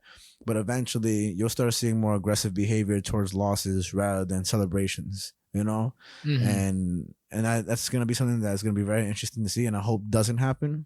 So yeah, we'll see what happens. Man, yeah, that was a really interesting topic to bring up. You enjoyed it, bro. I'm happy you enjoyed it. And anyway, we're back. We're back. We had just had to. Wait, what are we back from? Oh shit! I guess you guys didn't hear all that. Oh man, it's almost like the power of editing, the magic of editing. Holy shit. Yeah, so we're back. We got our third topic going before the A.M.C section, and this topic, I know the last two were pretty spicy, almost really spicy, almost Cajun. I feel like a risk taker after talking about those two topics. Can't blame you. And this last topic is kind of well. First of all, how you doing? How you liking the show? What's your thoughts? Yo, man, like I'm gonna go off the rails a bit. I think this episode slaps. Oh, D, I think so. I think this episode is slapping right now. I think we're killing it right now. That ass. You know, back to like how the beginning episode we were just kind of circle jerking ourselves. I'm gonna just do that again. We're killing it right Honestly, now. I think so too. I think this is one of my favorite episodes just because I think as we progress, the topics are getting spicier. I think we're getting more involved, you know, vocally, and it's so cool how regardless of what we bring up, we each have something to say. Yeah. I love that you brought up the Rockstar stuff, and obviously I forget quickly, but all the other things you mentioned before, because we kind of just feed off each other. And and I just want to say in general, if you fucking want to start some shit, do it, right? Do it because we did as. Or like, I mean, Javi came up to me. He's like, "You want to do a fucking podcast?" And I was like, "No." I was like, "Who the fuck are you?" Okay, now I was like, "Yeah, bro, let's fucking do it." And hopefully soon, very soon, we'll put out the footage of us setting up our table and our set, because I really want people to see what we're shooting on. Yeah. You already see it in the trailer, but just doing it was dope. Like the spray paint, the stickers, the table. Facts. And it's very fun. So back to our topic. The last topic I want to talk about is New York City app delivery workers' rights. You know, so I mean, raise your hand, even if you're at home right now listening. If you order something from Uber Eats, Seamless, Grubhub, you know, I'm about to raise as much hands as I can, which is 2. I'm raising my hand. I'm raising my dog's hands. He has his own phone, his own Uber Eats account. Everybody fucking has, you know, and quote unquote, these are essential workers, right? But up until recently, they weren't allowed to do certain things. When you go to a restaurant and you buy some food, you're able to use the bathroom. Well, guess what? If you were a delivery worker for one of these apps, in some restaurants, you weren't allowed to use the bathroom, even if you're delivering their food. Huh. So it's fucking ridiculous. And so starting the 24th of this month, January, officially, like lawfully as well, App-based delivery workers must be allowed to use restrooms on request, and it gives them the right now to see how their tips are allocated, meaning the apps will need to provide daily earning reports to each worker through the app. So to simplify that, these tips, we can give them to the workers, but sometimes they won't earn all of it. We see things like delivery fees, and sometimes you see a $5 delivery fee, $3 delivery fee, and you'll be drunk as fuck and be like, let me just order some fucking food, you know? And then you're like, wait, does this go to the actual driver? Like, why am I tipping if this is a fee? Well, now it'll be less obscure to the driver itself or the biker or the walker for them to know exactly how much money they're getting per delivery throughout the whole week. I just want to shout out this one newspaper or like this journalism organization called The City, because they did the duty of representing basically this, it was not officially a union, but this organization of delivery app workers called Los Deliveristas Unidos, which in English means the Delivery Drivers United, something like that. And they're made up of about 65,000 workers. So that's a lot of fucking delivery people. Humans. Yeah, that's a lot of people. Yeah, man. And we kind of overlook people like that because we only have this 10-second interaction with them. Sometimes we don't even have an interaction with them. We do contactless, and I don't want any. Yeah, no, that's not true. Yo, we better Javi for. Yeah, that's not true. I always like to say thank you. I always like to say thank you. I don't know, man. You came in pretty fast. You went, fuck all that. I don't like to have the interaction, but I always wait till they're away from the door, and I'm all like, thank you, have a good night. Well, Uber Eats, if you want to sponsor me, a loyal customer who actually shakes the hand of each worker and kisses them on the forehead, I'm here. But clearly, I pay for my Uber pass, all right, bitch. If anyone should be getting that, it's me. That's great. It's bad funny. But yeah, so now because of this organization and them being represented by not only the city, like the actual New York City, but the newspaper of the city, because they followed them for a long time, not just when this happened. Now they're able to use the bathrooms as they should have been, you know, and now they're more descriptive of how they get paid. And the Los Deliveristas Unidos are represented by the Workers' Justice Project, whose policy director is Hidalin Colon Hernandez, which is in New York City. So he's doing a great job. I'm not gonna lie to you. At first, I was gonna be like, "Yo, go talk shit to this motherfucker to make him do better." But by the looks of it, he's doing pretty good. So. The reason I found out about this is because I follow Alexandria Ocasio-Cortez, or AOC, who's very famous. Yeah, AOC. Beautiful. But also very powerful in how she leads this, you know, her role in politics, right?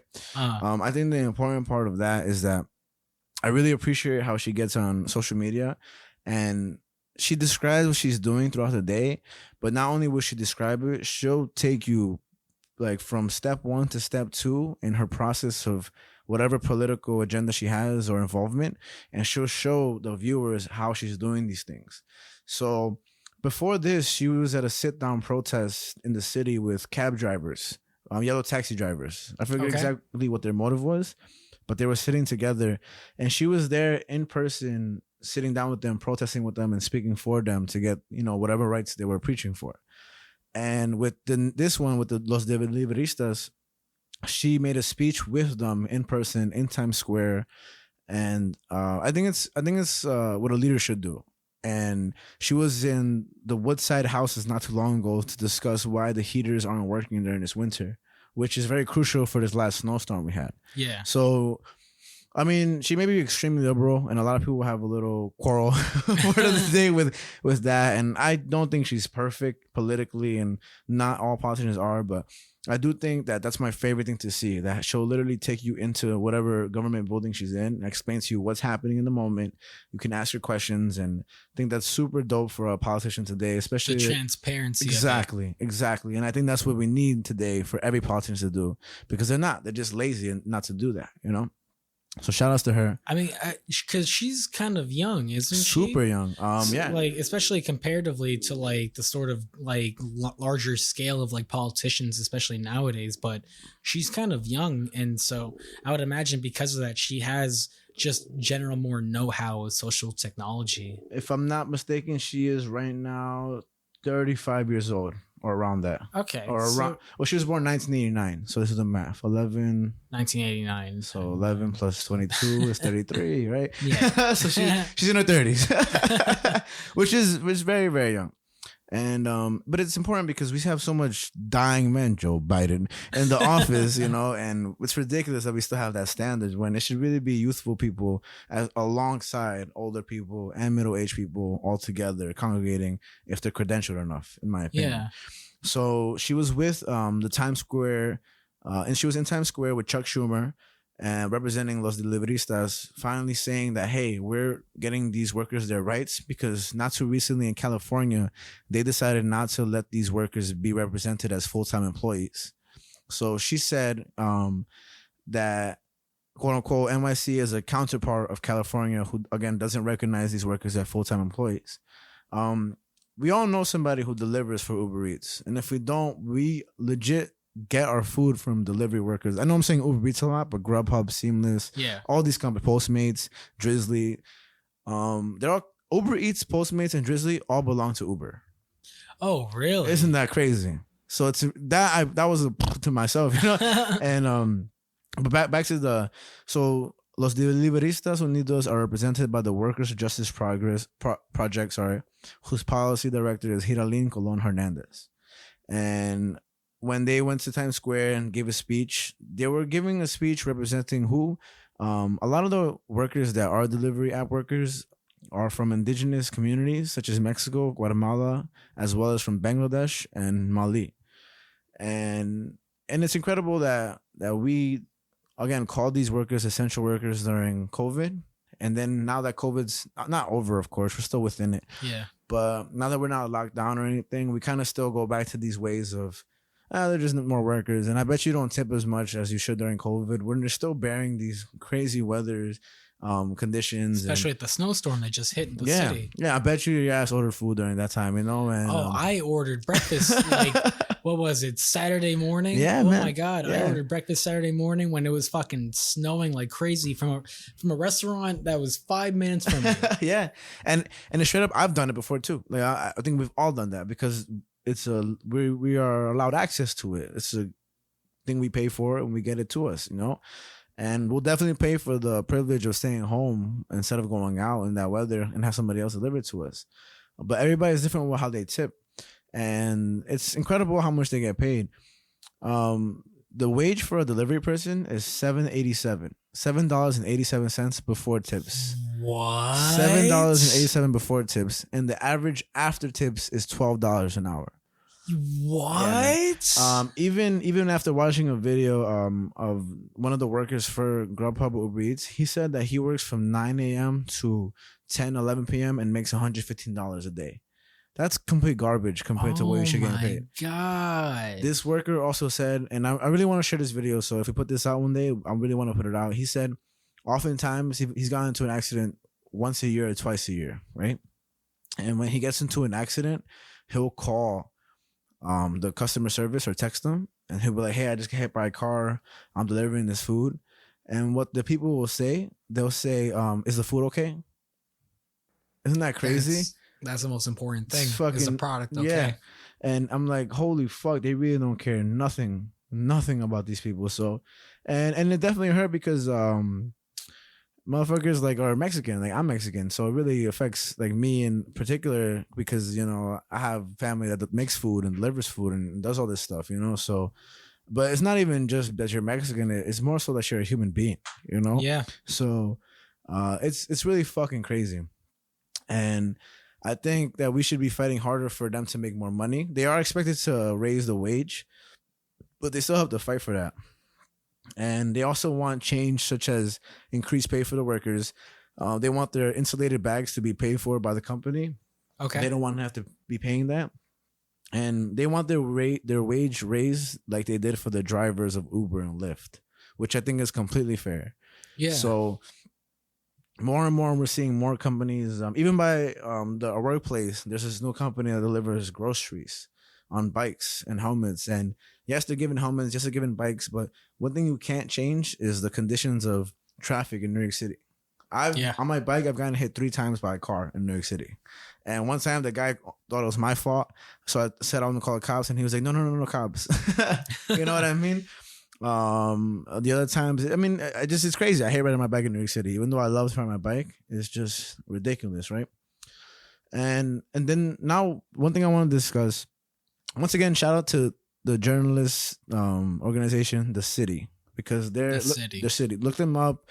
They write this article, they follow this article, and they represent these workers who are not represented by most people. You know, we kind of, again, neglect the people delivering our food, but they're important as fuck, you know? So I ordered recently, I tipped a little good. But they should just be getting better wages in general. You said $3 now. That's the average day. $3.07. Now, one thing I wanted to talk about is just fast food workers' rights in general. Because what do you think of when I say fast food? McDonald's. What else? Give me two more. Wendy's. Okay, perfect. And what else? Petey's Burgers. That's a local spot. No, that's good. That's fine. Popeyes. There we go. Spicy chicken sandwich. Now, I wanna tell you a couple stories of my own personal experience being a fast food worker, right? And let me tell you this. When I was working in Flushing, Main Street, Queens, right, in a Starbucks, I have 3 stories in particular that I want to share to you. Can I just point out that I love that we have callbacks? It's like, you know, people who have been listening and things like that. It's like, they know. Oh yeah, Frankie working at Starbucks Flushing, dope. And the reason I don't bring it up just because I'm like, oh, let me just talk about Flushing again. These experience, I'm happy that we're doing this now, because now I have an opportunity to share it and put it into this void that is the internet, and hopefully people hear it. Just so when they sign up for a job, they're like, man, fuck that shit, I don't want this. Because Frankie said that shit is trash.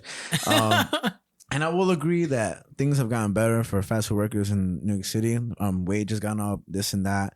But at the end of the day, is, you know, what is it? Same bullshit, different toilet. you know? Same shit, different toilet. There we go. Exactly that. So I'm gonna tell you 3 stories, and I won't be too lengthy with them because I think they're very interesting, because these are my own personal experiences. I'll pick them at random.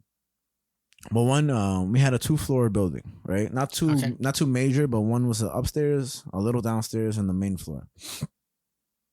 So, you know, regular work day, and out of nowhere, from downstairs, I see people running out the building, right? I'm like, what the fuck? Not running, but more like quickly escaping the building. And, you know, Flushing is such a crazy place to work at, where we're like, oh. So I'm in the role where I'm just roaming the lobby. And I go downstairs, and what I see is just this guy who I usually see is homeless around the area. You know? Who, by the way, homeless isn't a description for everybody that seems like, I think people are very ignorant to are they homeless? And it's like, if you're mentally ill, that doesn't mean you're homeless. You know what I'm trying to say? Like some people are well dressed or like have good clothes and are still homeless. You feel me? I just feel like that word gets thrown around a lot. Where it's kind of ridiculous to the point where, you know, a homeless person doesn't look like every other homeless person. If that makes sense. I've seen homeless people covered in clothes, smelling really bad, and I've seen homeless people dressed perfectly fine, you know, walking in like just like everybody else, just like the other one. And I just want to say that there's no descriptive way. Homeless doesn't categorize people physically, you know. So I really want to stress that, because not all homeless people are mentally ill. And now all mentally ill people are homeless. I just really want to push that, because I hate when people say, like, do they look homeless? I'm like, bro, we don't know that. You know, like, Mark Zuckerberg just is like a fucking college boy who has no money and he's a billionaire, you know? Like, he looks homeless. Kanye looks homeless. You know? So sorry, I just little beehole. And so I go downstairs, and I'm like, what are they running away from? And this guy downstairs who is homeless is smoking a cigarette in the building, right? So I'm like, bruh. I'm like, come on. So I'm like, yo, bro, can you put that out? He doesn't really speak English. He kind of just mumbles. So he's like, and I was like, bro, can you just, the cigarette? I'm like trying to show him, like, put out the cigarette. He's like, duh, duh. And he's like, all right. He puts it out. I'm like covered in smoke. The whole building is in smoke. And then he's like, let me use the bathroom. I'm like, no, because back then we were told to really enforce the bathroom rule where you couldn't use the bathroom unless you were a paying customer. Okay. Right. So I was like, I had to tell people you can't use the bathroom unless you buy something.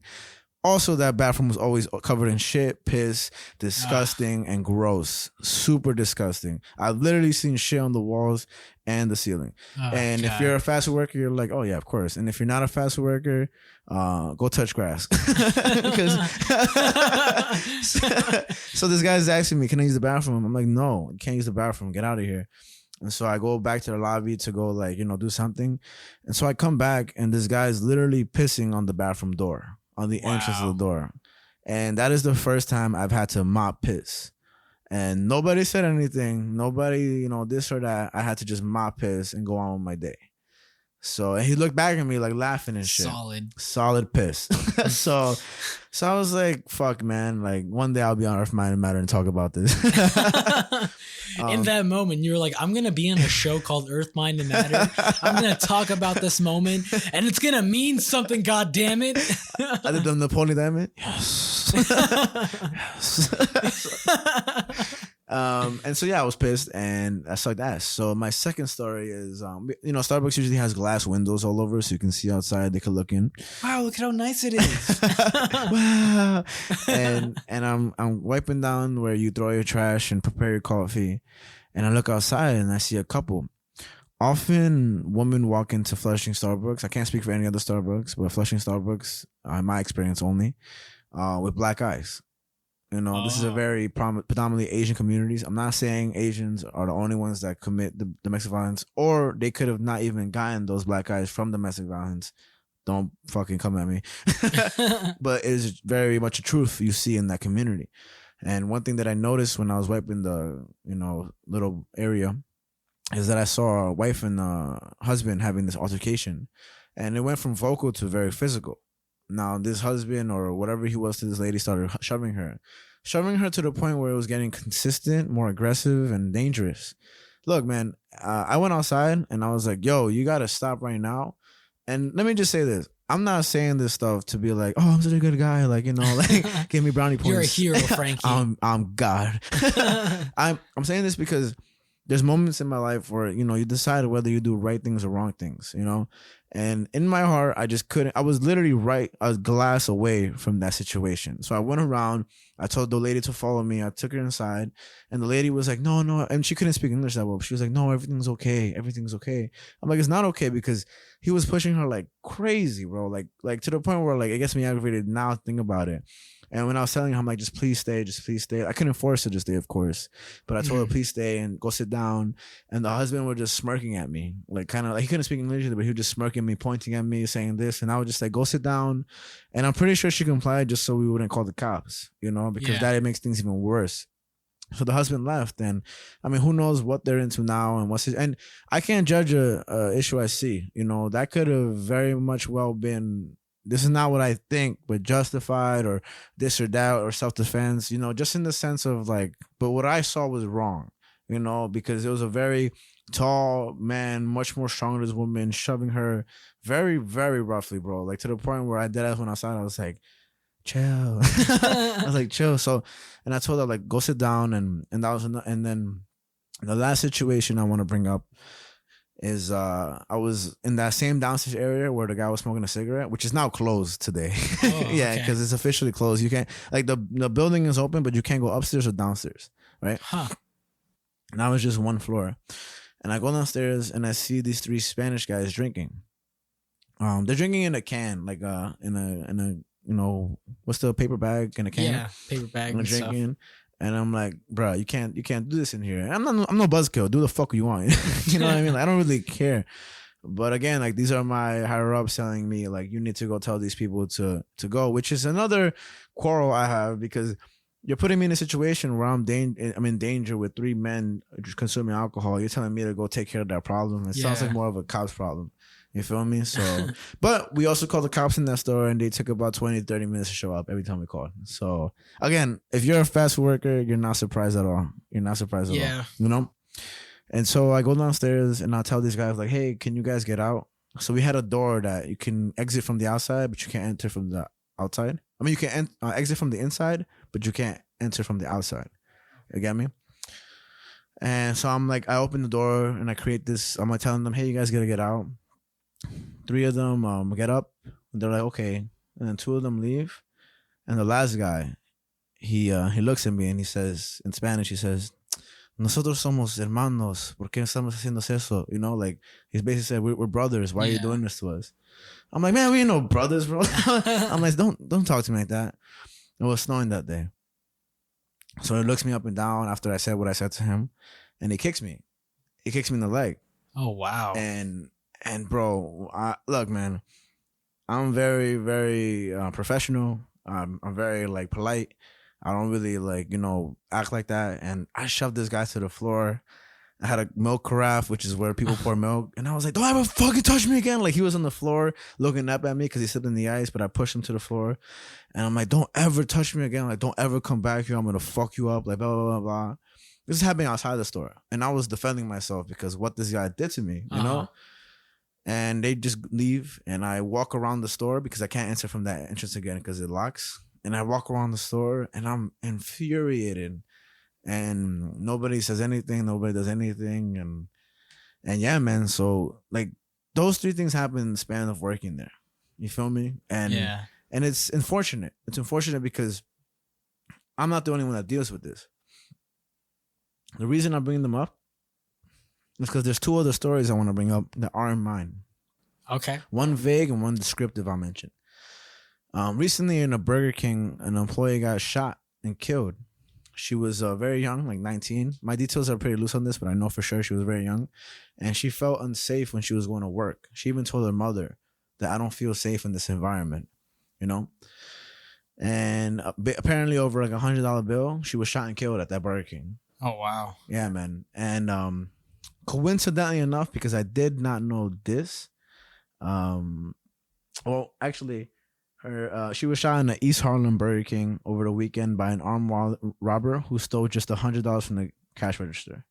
Her name was Crystal Bayron Nieves, who was working the late shift as a cashier.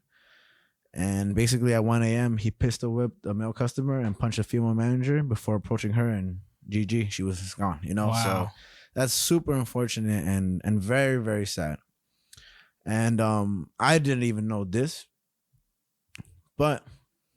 And also in Flushing, Main Street, Queens. I did not know this is a Main Street before I brought this up. There was 5 employees in Wendy's. That's why when you mentioned Wendy's, I was like, perfect. Yeah. This is in May 24th, 2000. Basically, a robber went into the store and with the intentions of robbing this Wendy's. Long story short, this robber blinded and gagged the 7 Wendy's employees with duct tape. They were forced into the restaurant's refrigerator, and then they were each shot and killed execution style after a taped confession by the robbers. Jesus Christ. So we're just serving burgers, flipping burgers like people say. The names August, Nazario, Ibadat, Smith, and Mele were killed. The 2 other workers that shot were survived. And one of them that survived had just started working at the Wendy's 2 weeks before the massacre. Holy shit. Yeah. They managed to... Oh, they didn't get shot, but they managed to free themselves, pull the other survivor out the fridge, and call the police.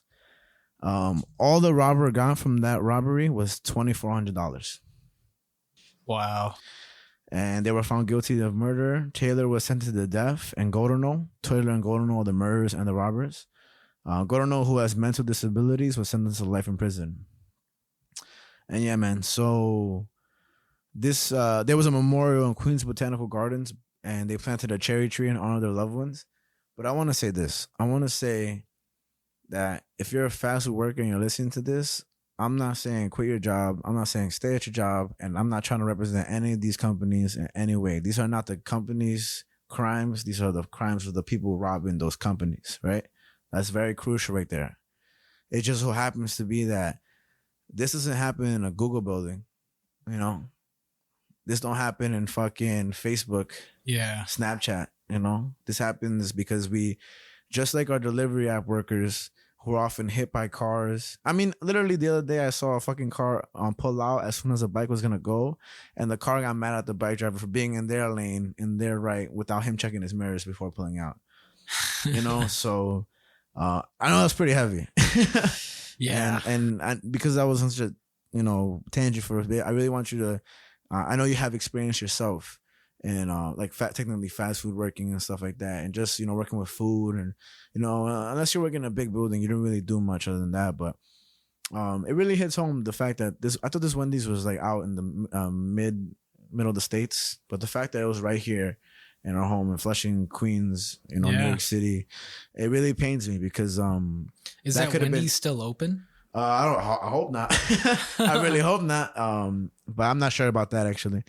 But rest in peace to those guys and the lady that got shot at the Burger King, because nobody should die wearing that dumbass hat and the stupid ass apron or all that shit. You know what I mean? Like, I know that's my, you know, little opinion on those things, but what I mean in that is saying that you should die with dignity, natural causes, unless otherwise disease and stuff like that.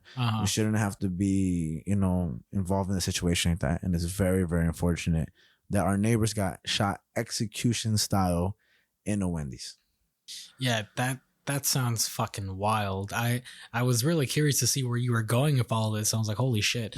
No, I mean, I've definitely had my bad experiences working in fast food and things like that. And it's just, you know, it's just something that people don't really think about too much. I remember my cousin was saying he doesn't really tip his fast food people. And I was like, wow, you're scum for that. And I started, and I would tell him about the bad stories that I had working and things like that. And he was like, oh my God, holy shit. I'm like, yeah, that's what I had to deal with. And you're like, why do I have to tip you? Yeah. It's like, I had to deal with this garbage all the time. Working in fast food sucks. Yeah. It really does. And tipping is an American thing, right? If I'm not mistaken, like the system of tipping is more so American than anything else. I'm not sure, to be honest. I think in Europe, and I went to Ichiran Ramen yesterday, and they don't accept tips, and they're a Japanese ramen company. Oh, wow. So they said no tipping is required at this restaurant or accepted. So I think America just be assholes about it. Sorry, continue. I just want to cut you off. No, I mean, it's just definitely like people don't really think about like the horrors or just the fact of how shitty things can be when you work in these sort of positions. It's very easy to just be like, make my burger flipper. Yeah. But you don't know what that guy's gone through. Of course. That human being, you know? Yeah, you don't know what that girl has gone through today, how stressed out she might be in her own personal life, and for you to come in and to be a dickhead doesn't make it any better. Not at all. For the dickheads that walk into these restaurants and act like dickheads, go fuck yourselves. I hope it picked up. And if you didn't hear it, go fuck yourself. Basically, man. And this is not to say that every fast food place deals with these problems, because these are like outlier situations. But there are underlinings of these situations where like some people will just come in and be rude. You know, like even just people being like, oh, you asshole, or oh my God, can I just say this one story? I've never seen this. I've never seen this in person. This just goes to show how often this happens. I was there in Chick-fil-A, motherfucking delicious. And I deadass, I'm right there. And I'm just hanging out, having a good time. Can't wait for my sandwich, my delectable sandwich. And I see this employee hand over the food to this lady, this young lady. They get into a little, like, not scuffle, but like a verbal scuffle. A quarrel. A quarrel. All right, if you're going to re-watch this episode, listen to the episode, drinking game, shot every time we say quarrel. Because we broke the record this year for any podcast saying quarrel.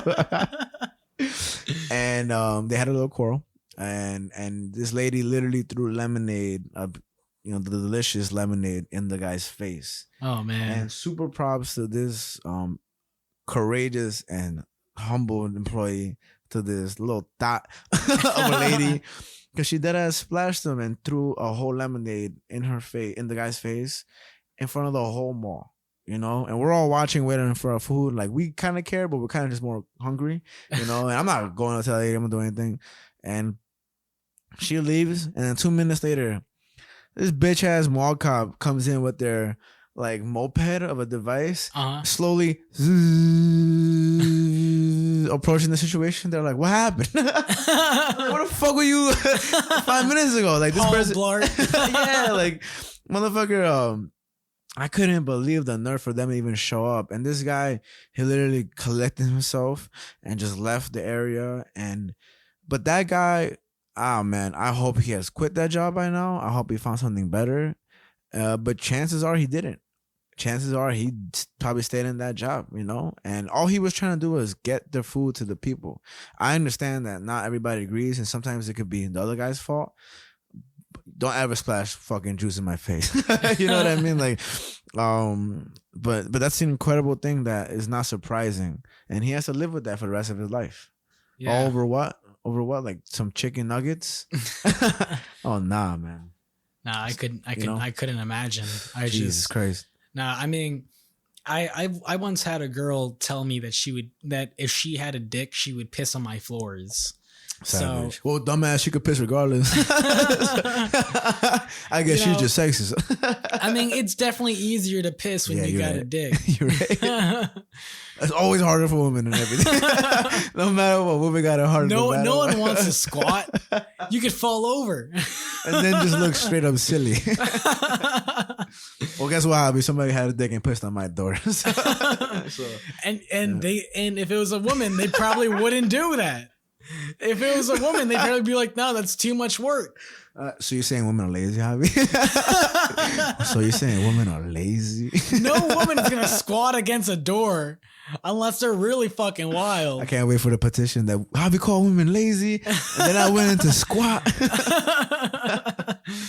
That's hilarious. No, but you're right. I actually mad work. I wouldn't want to squat, especially in rage. But yeah, man, people are crazy, and yeah. All I gotta say is that from any of this, I hope you tip your driver more. Seriously. Or get into the habit of go pick up your food if you're not gonna tip your driver. Yeah, if you're ordering locally, just go pick it up. Yeah, man. And save yourself $3 to $10. Yeah. And if you don't, I mean, maybe these companies should be paying their drivers more. So how about you reach out to Hiralin, whatever the fuck his name was. And it's not just him. Obviously, it's the Lyft and Uber, whoever delivers food, not Lyft, but you know what I mean. And maybe advocate for their rights too, because it's not just, the mainstream people who are getting all the attention. I won't name who for rights. I mean, a lot of people deserve these things. And the thing is that if you're fighting for political justice, you better be looking at 360-degree angle, like you should be looking all over for people who need these rights, because some people will get praises just because they're more trendy in the moment or it's more exciting news, what I'll say is that, like, a lot of people advocate for racism but don't advocate for your neighbor next door who's dealing with problems that may not be as severe and full of hate but still full of unequal justice. That's what I'm trying to say, that you guys should be looking at all topics of ways you can support, which is by calling your local Congress people and really calling these companies and advocate, create petitions, and find ways to be truly involved and consistently involved, because I feel like that's what we lack.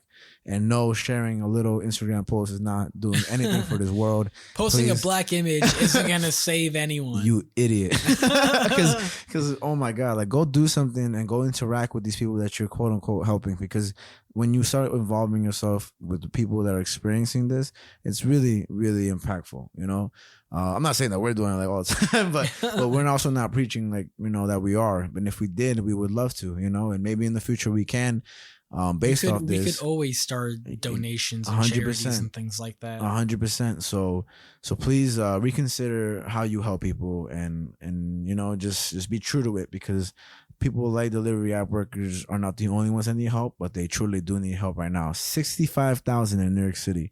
Yeah, that's a shitload of people, man. That's actually as much as the Travis Scott concert we talked about. Yeah. So, imagine that much workers not having rights like that, man. And the last thing I'll say about the worker that said that when he contacted support about getting hit by a car and they asked him, "Is the food okay?" He said that when one of us gets hurt or injured, another one replaces us so fast that guys don't even notice. True. So. Yeah, man. I really enjoy talking about that topic, because I kind of didn't even have to do research for that. I mean, self-experience is major, but really rest in peace to the Burger King employee. I'll put up her name right now because I don't want to just refer to her as a Burger King employee. Her name was Crystal Bayron Nieves, and the workers from the Wendy's, Ramon Nazario, Ali Ibadat, Anita Smith, and Jeremy Mele, who in that order respectively was 44, 40, 23, and 19 years of age. Man. So rest in peace to those guys, because they did not deserve that, and fuck those pieces of shit that murdered those guys and women, because especially with the other persons at the Burger King. Yeah. Mm-hmm. Man, heavy stuff, man. Woo! Elizabeth Holmes ain't the only trash bag out here. And yeah, so any final thoughts on that? Anything you gotta say? I mean, I think I said what I've got to say. Is just, tip your driver more. Shit sucks for us food service people out here. It ain't easy. Hell yeah, bro. It's easy to order a Big Mac with double dicks on the side, but I don't know the fuck McDonald's you going to. Let me get a side of double dicks. Sir, this is not where you are supposed to get those things. But seriously, just think about your fellow service employee, food service employee person. Man. That is, because they're working their ass off. And go to local businesses more than you do these big chain businesses, because, man, you ever had tacos from a taco truck that really is independently owned? Oh my God. Halal food. I wonder how it's gonna sound. I was like, yeah. That's not funny. All right, well, we are here now. We're here. Drum roll, please.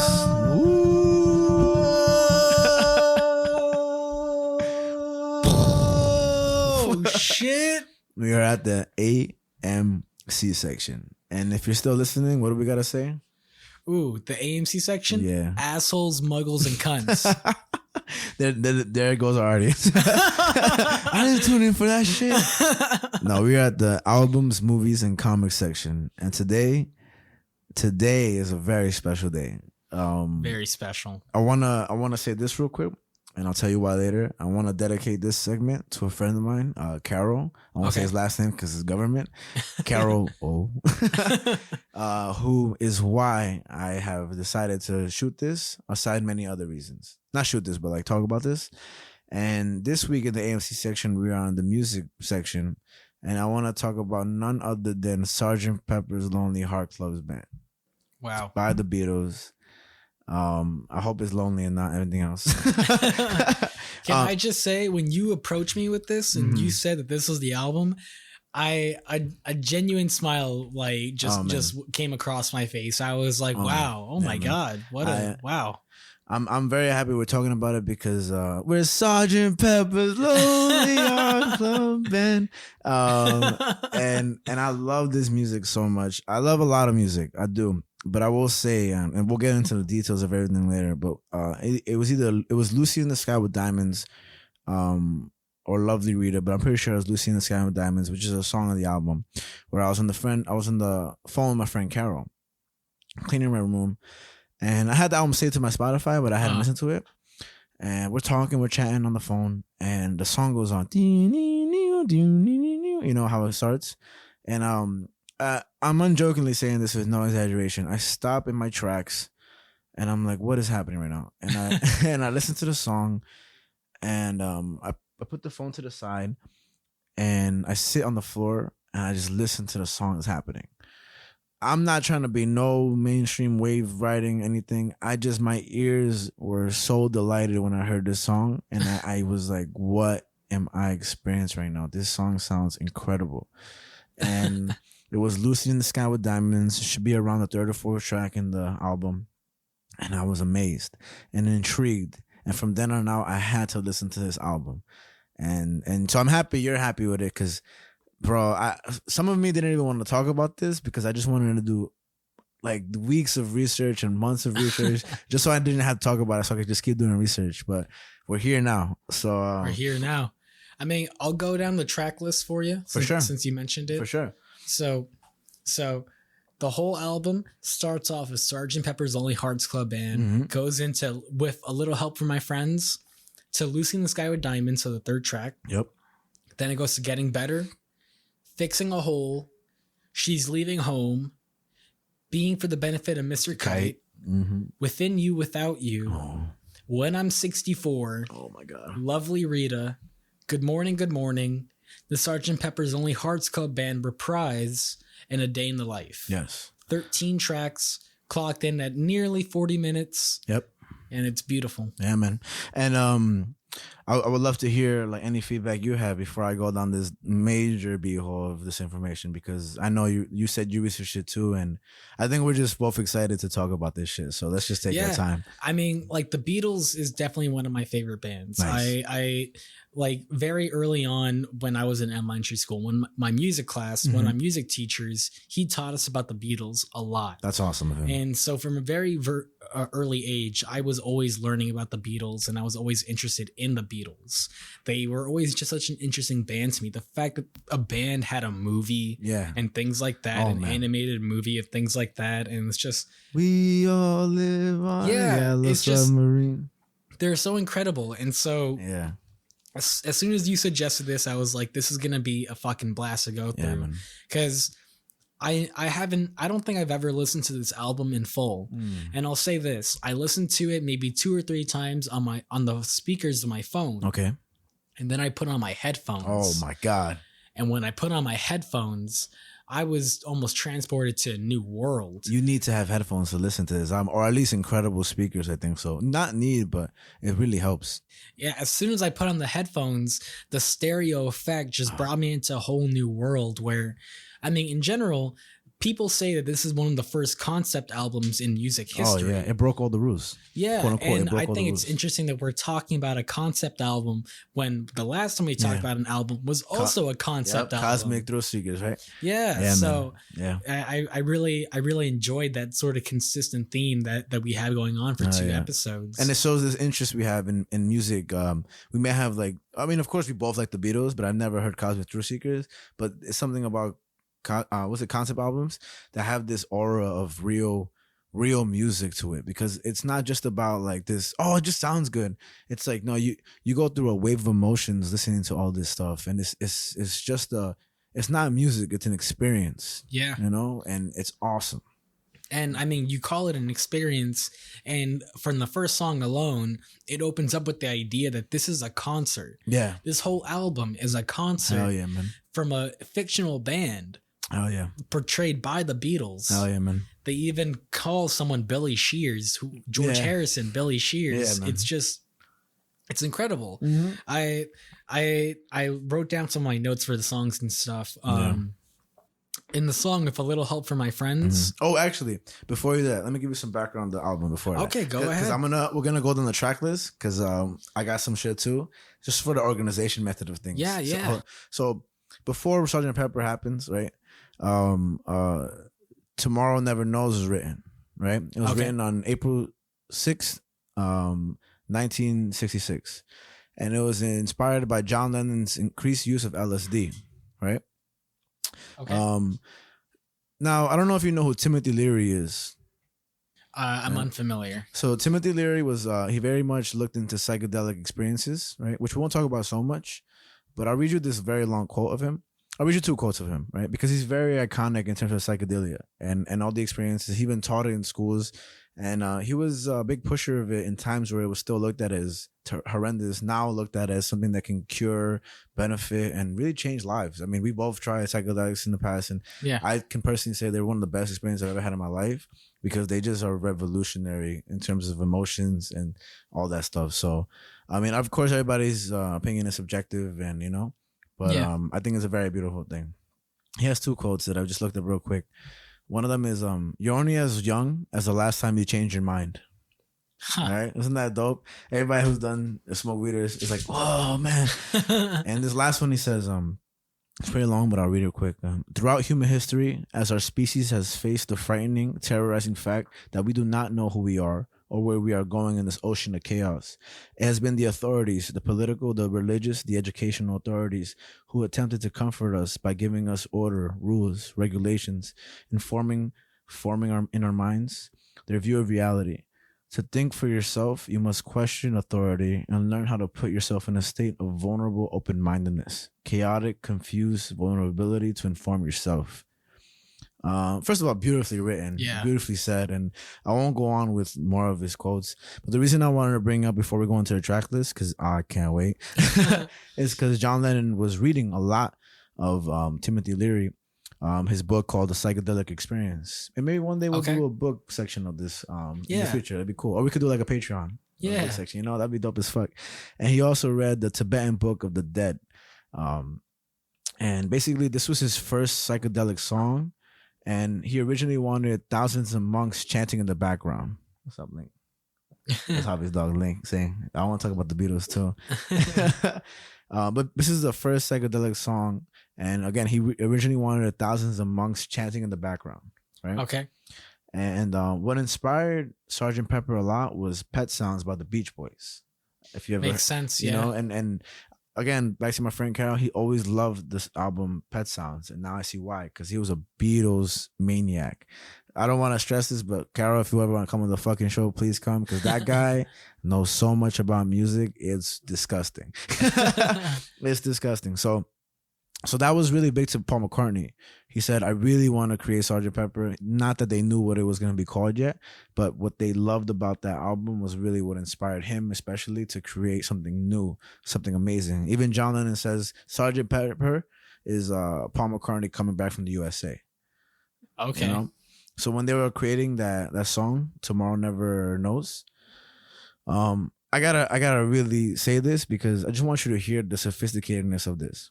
It's going to be kind of lengthy, but just kind of listen because you won't understand. Because I don't. If you do, all power to you. I'm listening. The process of recording were new and groundbreaking. Lennon's voice was being put through rotating Leslie speaker and output with Heyman organ. Tape loops to create strange sounds. Total of 8 machines in different control rooms with different people, including the Beatles. The people in the room helped tape tension with pencils. Also, artificial double tracking invented by Ken Townsend, the Abbey Road technical director. And this involved laying one sound on top of the other and then moving them to create 2 sounds. And in 1965, he double tracked things with 4-track machine and a tape machine. John Lennon was incredibly interested in artificial sounds. So Ken Townsend, the Abbey Road technical director, made sure that whatever John Lennon wanted to hear, he translated into reality.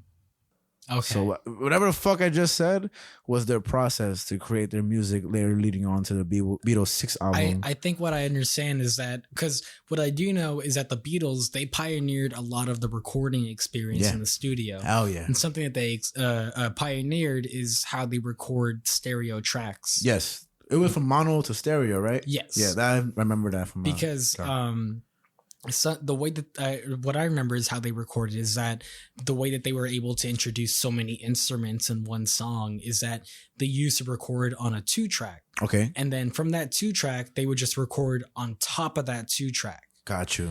So from what it sounds like, that's what John Lennon is explaining. I'm He's happy you explaining understood. the fact that they used to record on top of their 2 tracks because back in the day, you could only record a stereo track under 2 tracks. Okay.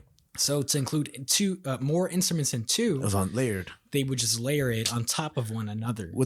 So that was eventually what the 4-track was, or just layered 2 tracks? That's eventually what the 4-track would become when the technology was available. Nice. But the technology was not available, so the Beatles just layered it on top of itself. I'm happy you understood that, and I'm happy that you really did understand that, because now listeners can really take it in.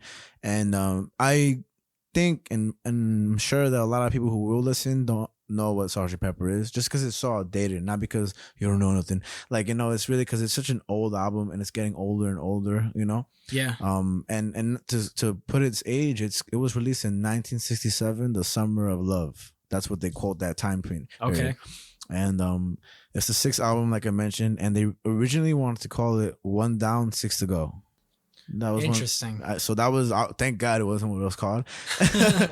And we'll get to the track list soon, but one of the reasons that they thought that McCartney thought of the word Sgt. Pepper, Lonely Hearts Club Band, is because he just liked nice words, like Sgt. Pepper, Lonely Hearts Club. So he just put them together because they were quote unquote nice words.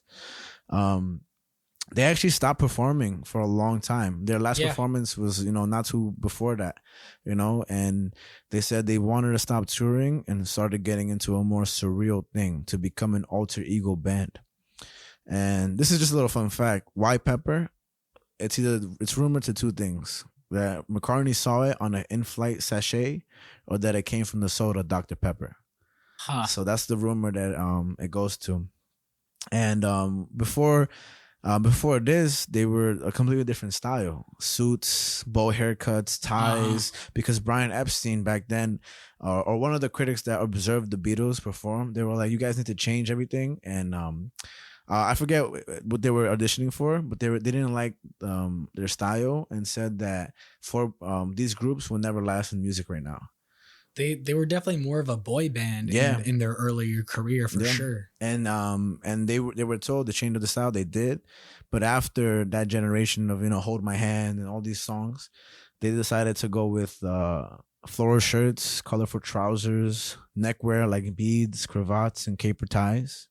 The facial hair, the mustaches. Actually, the drooping mustache that a lot of them had, I think George Harrison had it, if not mistaken, was made famous by a Mexican revolutionary called Emiliano Zapata. Okay. So isn't that dope? I just want to shout out my fellow Mexicans, And George Harrison had a little goatee.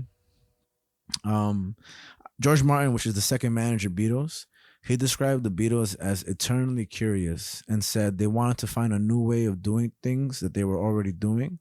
They always wanted to look beyond the horizon and not just at it. And Paul McCartney always wanted to go for this fictitious band. So it sounded more of this, and Revolver came out beforehand, right? Yeah. So they wanted to evolve from that and go further and just what the fuck was happening in their brains, Yeah, I mean, because like you mentioned, they stopped touring with this album. Yeah. So it was the first album where they got to really experiment in the studio because they were released from the constraints of trying to perform any of these songs live. Hell yeah. They didn't need to do that anymore. They could record these songs which way they wanted to. However the fuck they wanted to, bro. And that was that. Mm-hmm. And now we can start with the first track, Sgt. Pepper's Lonely Hearts Club Band, where you said Billy Shears and I mean, with a fun fact, the first track, if you hear a little more towards the middle section, there's a part where the audience that's listening, they all laugh out loud. Yeah. And if you're ever curious as to what they might be laughing at, Paul McCartney has that question answered because he used to listen to comedy shows on the radio growing up. And so there used to be moments where the audience used to laugh at a physical gag happening. Gotcha. The comedian doing something physically that you can't see through the radio. And so through the radio, you would only hear the audience laugh. Oh, okay. And Paul McCartney used to listen to it through radio. Yeah. Mm-hmm. And so Paul McCartney always used to wonder, what are they laughing at? And that's why they added the laughing section in Sgt. Pepper's Lonely Hearts Club That Band. adds to it too. That adds to because again, when you're watching a performance at a concert like they're trying to portray, you can only get the concert experience if you're there. Yeah. So you have nothing else but to wonder what is happening there. Exactly. That's so cool. And can I just say that intro? I'm sure there's so much music, but the intro is so good. I know that's very vague in general, but I listen to it so many times and I always fucking want to just jump or some shit. Like it's and I don't really want to start the show, and we love to take you home because they sound like you're such a lovely crowd. We love to take you home with us, and I don't think there's necessarily anything amazing about those lyrics except just the feel of the music, the vibe of the music, the specialty of we're performing for you, and we love this audience so much that we want to take you home with us, and take us home, bro. And then so with the little help of my friends is next, right? I had to say, amazing opening lyrics with 100%. A little help from my friend. Yeah. Just to read off some of the lyrics of the opening verse to it. Yeah. It goes off a little something like this. What would you think if I sang out of tune? Would you stand up and walk out of me? Lend me your ears and I'll sing you a song and I'll try not to sing out of key. And if I could do something special, because I was planning on doing it regardless. I'm going to sing this little part so people can understand how it sounds, right? I'm not going to sing it but it goes, what would you do if I sang out of tune? Would you stand up and walk out on me? Lend me your ears and I'll sing you a song and I'll try not to sing out of key. And then it goes, oh, I get by with a little help from my friends, right? And the reason I think that's important, I'll let you finish off what you're saying, but I think it's important because when we do this podcast, that's how I feel.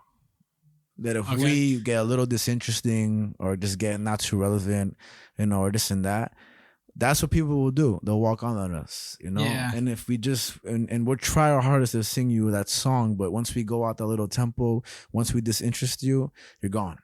Yeah. And I think that's what anybody's attempt of anything. And the reason I wanted to sing it is so hopefully like you can hear what we're saying, except to just. And I'm gonna do a couple other songs, so don't mind me. But I think it's very special for them to understand that this is so melodic, It really is. And please go on.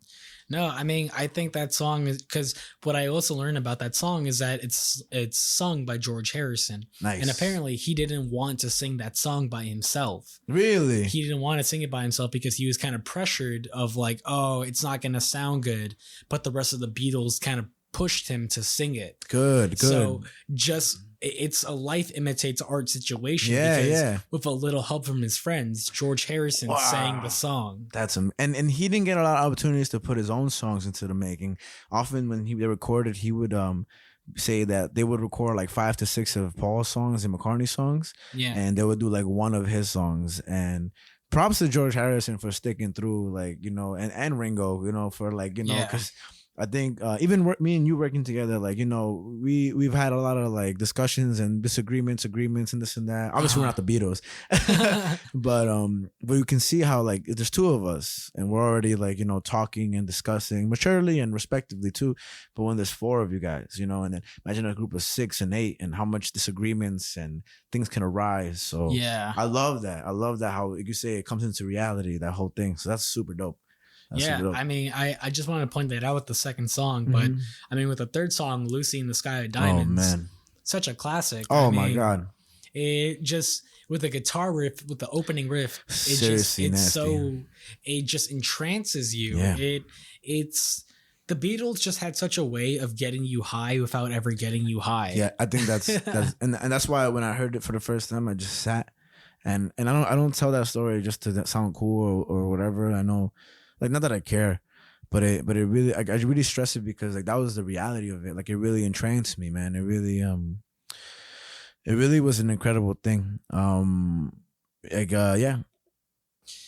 I mean, past Lucy in the Sky with Diamonds, I thought Getting Better is also a great song. I wanted to point out that a lot of people think that Lucy in the Sky with Diamonds was due to LSD because Lucy Sky Diamonds. Okay, but the actual reason for the song was that John Lennon's son brought home a painting at 4 years old, and the painting was of his schoolmate, and the schoolmate was named Lucy O'Donnell, and Julian, John Lennon's son, called the painting Lucy in the Sky with Diamonds. Isn't that amazing? Like it, and we'll talk about later the controversy surrounding the Beatles' music. But a lot of people, again, Lucy Sky Diamonds LSD, but it really was just his son. I mean, supposedly, who knows, because they did do a lot of shitload of drugs. Yeah. But I think that's really beautiful because that's actually fact right there when it comes to that song and stuff. I mean, I think that's just another example of how imitatable life is with art. Mm-hmm. Yeah. But I mean, with Getting Better, something that I thought was interesting is that the song gets a little dark. Oh man, me and you are looking at the same thing. Me and you are like, go on. Regardless of how positive of a song it is. And it wasn't in Shrek or something like that. This song was in Shrek or something. I don't know, actually. Go on and I'll look at it. But yeah, it's a really positive song where, from what I've seen, it's John Lennon literally just trying to explain of how he's getting his life get together and how he's trying to make it better. And it's as simple as that. But he talks about how bad he used to be. He says, I used to be cruel to my woman. I beat her and kept her apart from the things that she loved. Oh, man. And it's just, when I looked into that, and apparently John Lennon, before his peaceful life, he used to be kind of a roughhouser. He used to get into fights with people and women. And wow. Yeah, and that's something that he quit once he kind of became a hippie. and that's why he included it in the song. That's very bold of him, and I even feel like now people will listen to it and just be enraged with John Lennon because he's also the guy who wrote Imagine that, you know, there was no heaven, and he preaches peace. But I've always felt that, and every time I tell somebody about Sgt. Pepper, I tell them I'm not sure if they use it in Shrek. We have to do our research with that, but that song is famous as fuck. And when they made that song, it really was just them saying it's a nice song, like we like that song, but that lyric is so dark, man. It's so dark because it goes from a very cheery, positive song to more like exactly what you just said. There's no other way of putting it. That's fucking crazy, man. Yeah, it's fucking crazy. And yeah, so yeah, go on.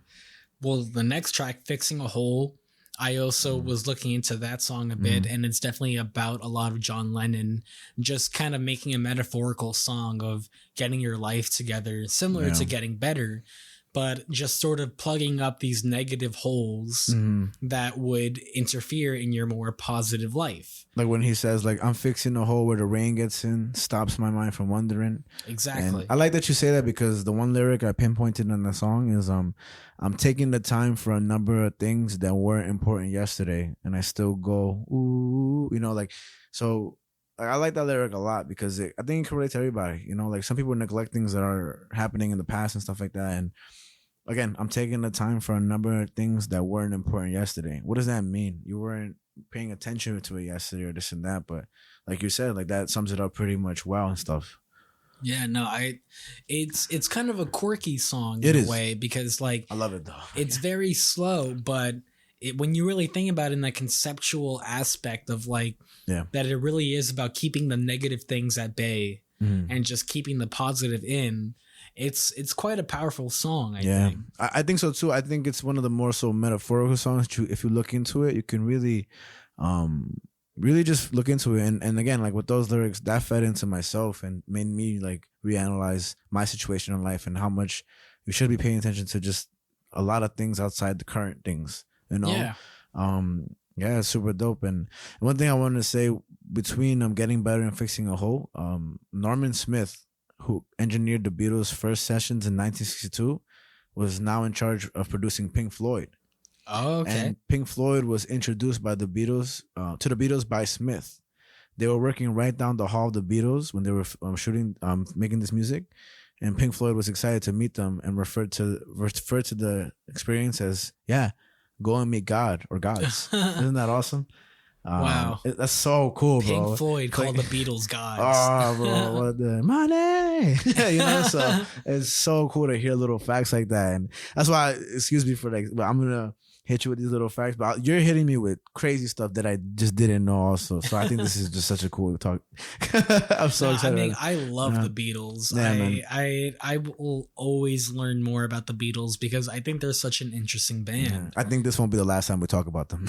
Nice. Because it can't be, bro, because I'm just excited that I wish we just could have a 10-hour podcast on the Beatles. But so after Fixing a Hole, we're up to She's Leaving Home. She's Leaving Home. Very sad song. It's also a song told by two perspectives. Yeah. It's told by the perspective of the girl leaving home and the perspective of her parents. Yeah. And it's a really interesting song because it's quite sad and you're just kind of like it's almost, I would imagine this song is what a coming of age story is in song form. It's just this idea of that it's time to leave home. Yeah. And what I researched with this is that with this song, not one Beatle was playing an instrument on this song. Yeah, it's all violins and stuff. Violas. Oh, really quickly, I wanted to mention that the instruments used in Sgt. Pepper, I was going to do in the beginning, French horns, guitar, orchestra, sitar, tambura, Hammond organ, violins, violas, double bass, harp, glockenspiel, cellos, bass clarinet, bells, clarinets, saxophones, trombones, animal noises, and crowd noises. So that's just to talk about like how crazy that shit was. and actually, so the song was inspired by an article that he read a month earlier, I think Paul Lennon, about a 17-year-old girl who ran away from her London home. Okay. Her name was Melanie Cole.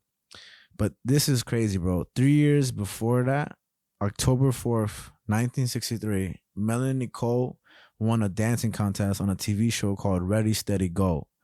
She was presented with an award by Paul McCartney.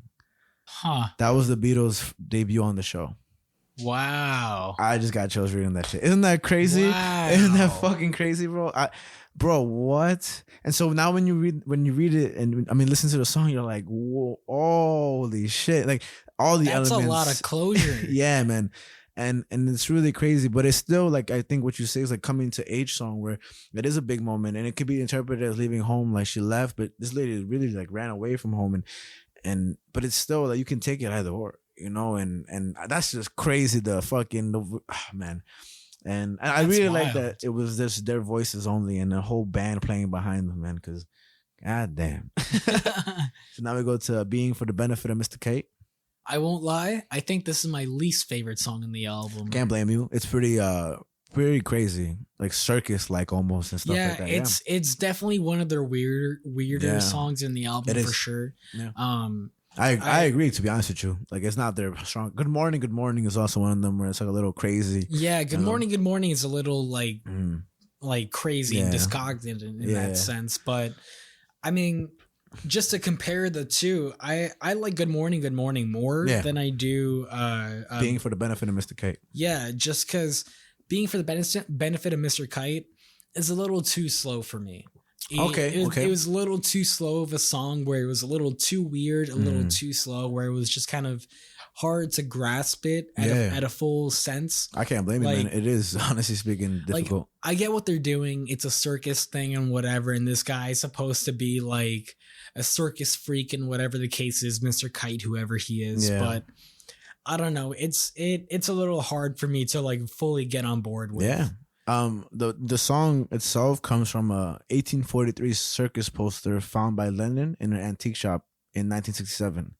Okay. And the poster read, "Last night but three, being for the benefit of Mr. Kite, William Kite, and John Henderson." And the makeup of the song is a bass rhythm track, harmonium, Susan marches, and chopped up tape reels of an old Susan recording. The more interesting part is that these chopped up tape reels of the Susan recordings, they threw them in the air and they reassembled them in random order. Huh. They had three harmonicas and Lennon's organ, McCartney's lead guitar, and the glockenspiel on the organ. Lennon really liked how it came out when they threw in the reassembled orders of the Susan recording. And that's just really crazy. I still agree with you. It's not the strongest song and it's pretty wacky. And real quick, just to read off a little of like the Lucy in the Sky with Diamonds, because I feel like I just want to read real quick because it kind of compares to Being for the Benefit of the Kite. If you're a listener who's never heard this, I just want you to hear these lyrics. "Picture yourself on a boat on a river with tangerine trees and marmalade skies.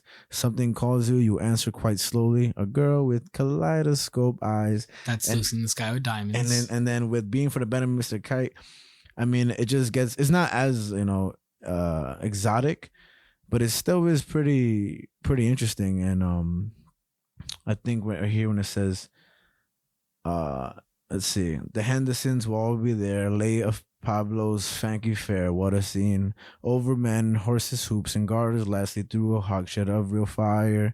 It's just like, you kind of really don't know what they're saying unless you kind of, it's the music that aids that wacky lyrical goodness, you know what I'm trying to say? And again, it's a crazy song, but pretty interesting, you know? Yeah, it's an interesting song nonetheless. Hell it's yeah. a little wacky, but if you like it, you like it. And if you don't, whatever, man.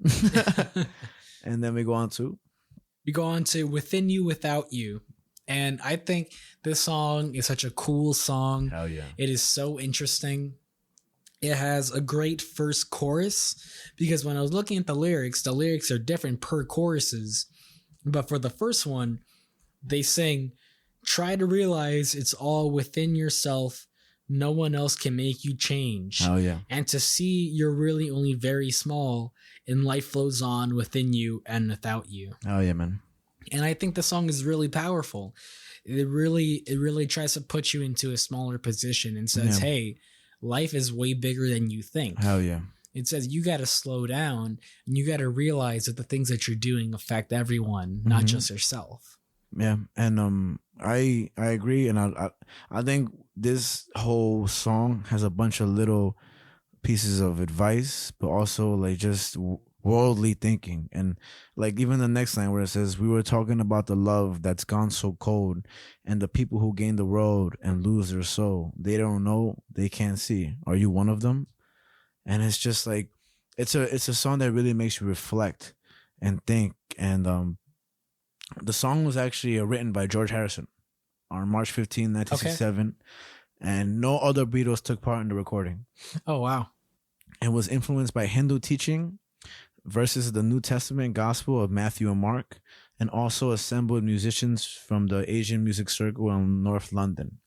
What Lennon is quoted as saying, "George has done a great Indian one. We came along one night and he had around 400 fellas playing, and it was a great swinging evening." That's what John Lennon said.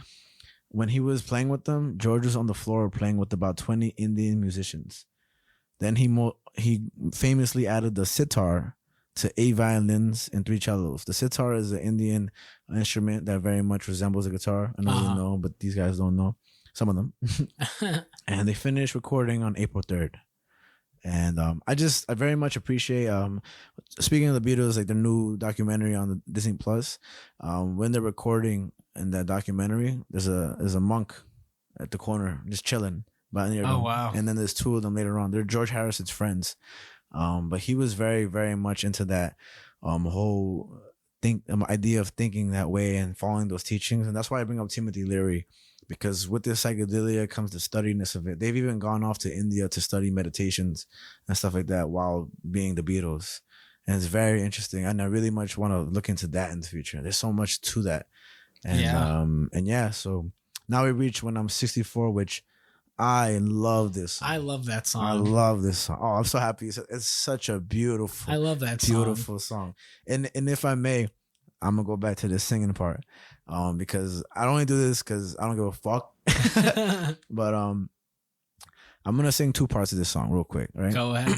In the beginning, it goes, dun, dun, when I get older, losing my hair. Many years from now, will you still be sending me a Valentine, birthday greetings, bottle of wine, right? So he's basically talking about aging and this process of getting older. But one of my favorite lyrics is a more like kind of dark one that I've always loved, right? Okay. And he says, send me a postcard, drop me a line, stating point of view, indicate precisely what you mean to say. You're sincerely wasting away, you know? And I'm like, oh, when I heard that for the first time, and that's how the song sounds. Like, it doesn't sound like, no rock, nothing. It sounds like, I mean, because what year did this album come out again? 1967. 67. Mm-hmm. This song sounds like it came out of the 40s. And it was actually written it was written very young. It was actually written when McCartney was 15 in Liverpool. And I thought it was written by Lennon, because I was about to bring up the same fact of how one of those two had it like 15 or 16. They often it could be Lennon, it could be McCartney. The thing is that they're often both confused because they get conjoined with the writings of things. When you look up Yesterday, it was written by Paul McCartney, but they both get credited. But wait, I never mentioned this. And do you know how the Beatles came to be?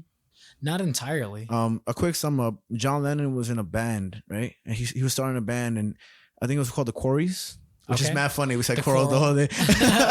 And John Lennon saw Paul McCartney perform, and he said he performed the guitar so well that he asked him to be in a band. And eventually, this is a quick sum up, but then eventually George Harrison was somebody that Paul McCartney would ride on the bus with every day, but they didn't know each other. And eventually their interests came together and they formed a band together. And Pete Best was the drummer back then. And that's why they call Ringo the luckiest man alive, because he came in at the right time and they decided to go with Ringo Starr instead of Pete Best. Wow. And that's why they call him the luckiest man alive. I know Ringo gets fucked with a lot. But that's basically what the historic founding of them is. So when it comes down to, the reason I think McCartney wrote it is because when the line, "You're sincerely wasting away." Paul McCartney's father was a musician in the 1920s. Okay. So this song was very much associated with him. I just don't. Oh, by the way, there's 3 clarinets, bells, bass clarinet, and backing vocals. And what really interests me is that, and if you're listening, listen to the song. Take a break from this real quick. Go to your Spotify, iTunes, whatever. Look up "When I'm 64" by the Beatles and listen to it. And the reason I say to do that, if you're back now, welcome back. If you were listening still, sorry. Why is it that we enjoy this song? Because it's very much like a kid sounding song, right? It sounds so like playful and fun and great, but there's something very attractive about it that intrigues the ears. And what do you think it is? Well, I mean, kind of like how I mentioned, this song sounds like it came out of the 40s. Yeah. I think that's why it's so interesting, especially as this song ages. It's a song that sounds timeless almost. It's a song written in the late 60s, sounding like it came out of the late 40s, but it fits anywhere. Yeah. And I think it does a really great job of just being a song that fits in whatever time period, no matter what. Oh, yeah, man. Yeah. And I think that's what makes it so attractive. There's something about that 40s diddly bop or something that's perfect that just really like attracts the ear to it. It's just so catchy. And I think like the sort of lyrics that he brings up of like basically saying, will you still care when I'm 64? Yeah. And we all worry that. Exactly. We all worry that, man. And what I also found out is that when their equipment used to break down, or if the power used to go out in the clubs that they used to play at before they were famous, they would play this song in the meantime. Wow. They would just be like, okay, we gotta wait till everything's back up and running. Let's just play when I'm 64. Wow, man. Can you imagine listening to the Beatles live? I could never imagine, man. You can't, right? You just have to be there. Yeah, oh wow. Especially their club shows. Yeah, man. Oh my god. And I actually have some facts on that, and I'll tell you later if I still find it. It used to be so cheap to see them. It used to be like, I'm going to throw out a number, but I'm talking this how cheap it was. It would be cheap as fuck to see them. I'm pretty sure the Grateful Dead also, all these people, like this is later on, like £5, £10, which is like something close to dollars. I'm going to look that up a little more later, but because I have the information right there. But you could see the Beatles for shit money, just because they were musicians at that time, compared to now. Jesus Christ, man. So now we're up to Lovely Rita, Meter Maid. Lovely Rita. Great song. Yeah, man. Has a great piano to it. Hell yeah. Oh my God, man. And it gets you going. I will say, listening to this album, I almost want to learn how to play piano. Yeah. There's so many songs from the Beatles that I would just love to learn how to play on piano. Just and for it would you, be so right? Incredible. Just for you to be home and just... Yeah, I mean, Lovely Rita, what I also learned about this song is that the reason why they say meter maid is because apparently in the UK, they don't have meter maids. It's an Americanism for traffic warden. Yeah. And so I forget which one of them, but they had visited the US or had a friend that visited the US. And that's how they learned of meter maids from the US. And that's why they add meter maid in this song, because it's something that they learned about.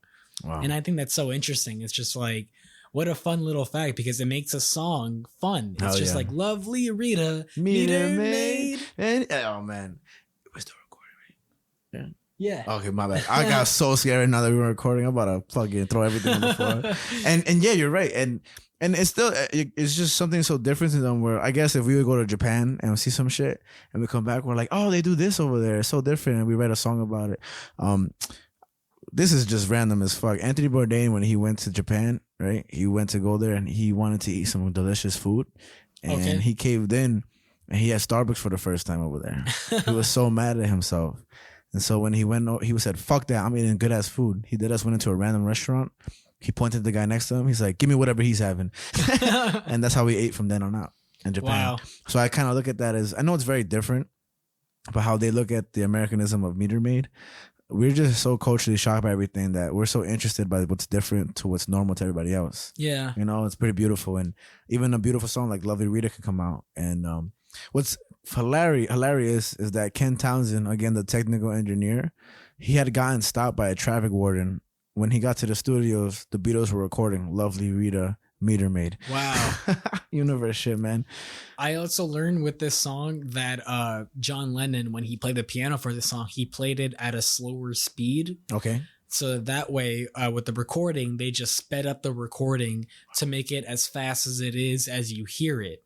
Because it's easier to play a song slower and to be more accurate to then just speed it up. That's so smart and so clever, you know, to be doing that and stuff. And that's dope as shit, man. They really, again, they really label as a song, what's it called? The album that broke all the rules. And it goes to that. And Jesus Christ, man. I'm so happy we're talking about this fucking album. Facts. And we get to Good Morning. Which I would say is my least favorite, second least favorite song. Gotcha. Next to Being for the Benefit of Mr. Kite. Mm-hmm. Just because it's very discordant and it's just, it's very just kind of in your face. Yeah. And it's just kind of loud. It is very loud. I think it's a perfect alarm clock. Like, I would love to listen to this alarm clock to wake up. I'm like, another day in life. Which is a song, man. Yeah, I mean, but I think regardless of how difficult it might be to hear this song, that's also the same reason for it. Yeah. I think they wanted the song to sound like this purposely. Yeah. They wanted it to resemble this sort of wake up idea of like, okay, you got to get up and go to work, whatever. It sucks. You got to go. But fuck it if the shoe fits, you know? Yeah. Because they say at some point in the song that gotta go to work, not feeling myself or something like that. I got the lyrics right here. Because good morning, going to work. No, no, it says going to work. Don't want to go feeling low down. Heading for home, you start to roam. Then you're in town. Everyone knows there's nothing doing. You know. Everything closed. It's like a ruin, you know, like just it's and you know actually Lennon was inspired for the song after he saw a TV commercial for cornflakes. Makes sense. And it took 2 months to complete. It had saxophones, trombones, shout out to the trombones, he's playing that shit. French horn alongside the animal noises. And the animal noises came from the studio that they were shooting at, which had the crowd noises as well and the animal noises already there.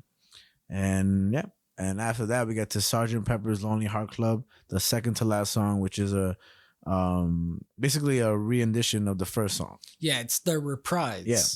And it's just the four of them just going full out, just go hard, all playing their instruments. Yeah, full classic guitar, bass. Kind of waking you up before the last song too. Like, you know, like it's kind of like we had one more song, but let's fucking go. Like we're gonna finish strong and everything. And this feels like the last song of the concert before the encore. Oh, that's so cool to put it.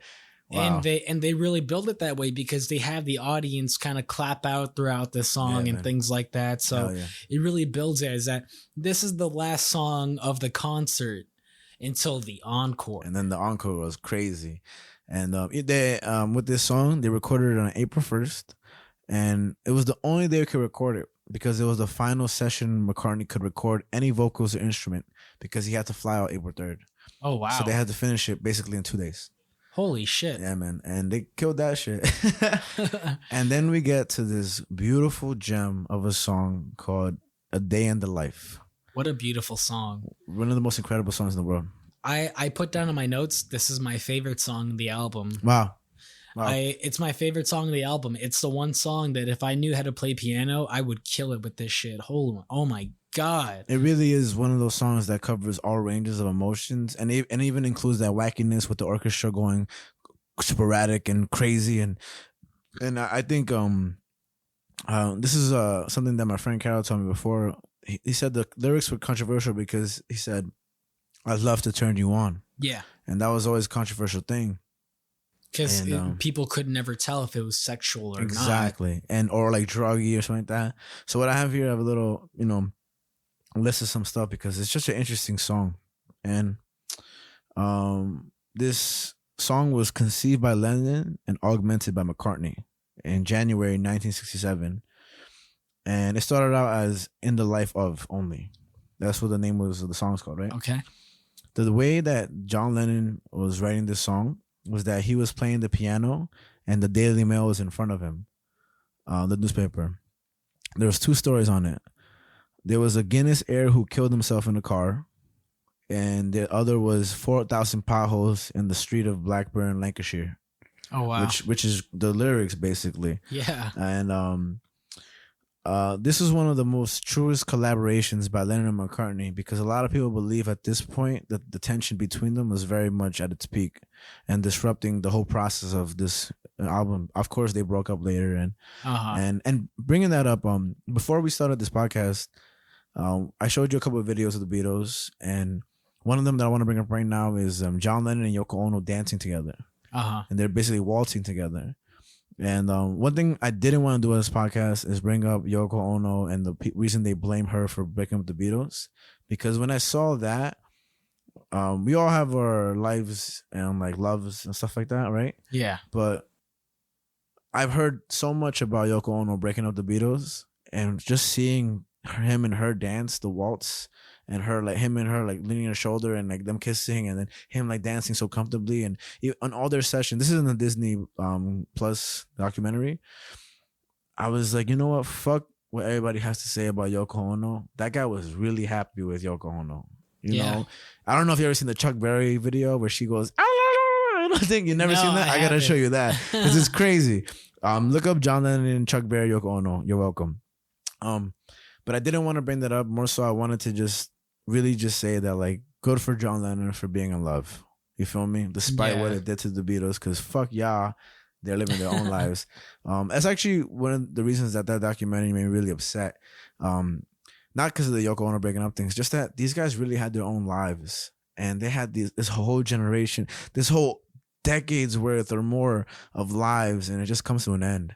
And it's really right now just George Harrison and Paul McCartney, or Ringo Starr and Paul McCartney, because one of them died of cancer and Lennon got shot. I know Paul McCartney's still alive. Yeah. I can't remember between George Harrison or Ringo Starr. One of them. I think Harrison I think Ringo died of. We'll look it up right now. And it made me sad because like right now we're doing this, right? And you know, obviously we're gonna die one day for sure. You know what I mean? Which is trash. Man. But it's one of those things where like we're in the midst of our livelihoods and youth, you know, to an extent, youth. You more than me. I'm a year younger than you. Relax. No, bro, I'm fading away. and to see them be so young and lively and living in their own time period, it's just so almost adorable, right? To see this 4-group band just living to their peak of their lives, only for it to be disrupted by so much. Like I always say, like if God writing the book of life, he's an asshole, you know, because he killed off one with cancer, he got the other one shot. And Paul McCartney's living lonely as fuck with the other member of the Beatles who can't remember right now. And that's just a little side thought. So basically, this was a true collaboration between Lennon and McCartney. And basically, when they were shooting the song, in between the songs, you hear this breakup with an orchestra crescendoing into this mess of noise that's surpasses jazz, right? Yeah, this and that cacophony of just like sound. And that included a 40-band orchestra who also was included by Keith Richards and Mick Jagger, and that took a 5-hour session to shoot. And McCartney really wanted 90 musicians, but EMI, the production company, they would only pay for 40. So he wanted 90 musicians, and they only paid for 40. But guess what, bitches? Through 4 takes on 4 tape tracks, it ended up coming out to a sound of 160 musicians. Holy shit. So with the power of, you know, mixing and stuff, he got 160 musicians instead of 90. Nice. Fucking awesome. And George Martin, first of all, the first manager of the Beatles was Brian Epstein. And when Brian Epstein died, the Beatles said they would never have anybody manage them again. Later on came George Martin. Brian Epstein has my birthday, September 19th. Whoop, whoop. Okay, you know, super cool. But he was very much new to what managing was to the Beatles. And he may not have been the smartest decision maker, but everybody in the industry, from what I've read, has said that he really was new to it genuinely. And he did the best he could with the Beatles.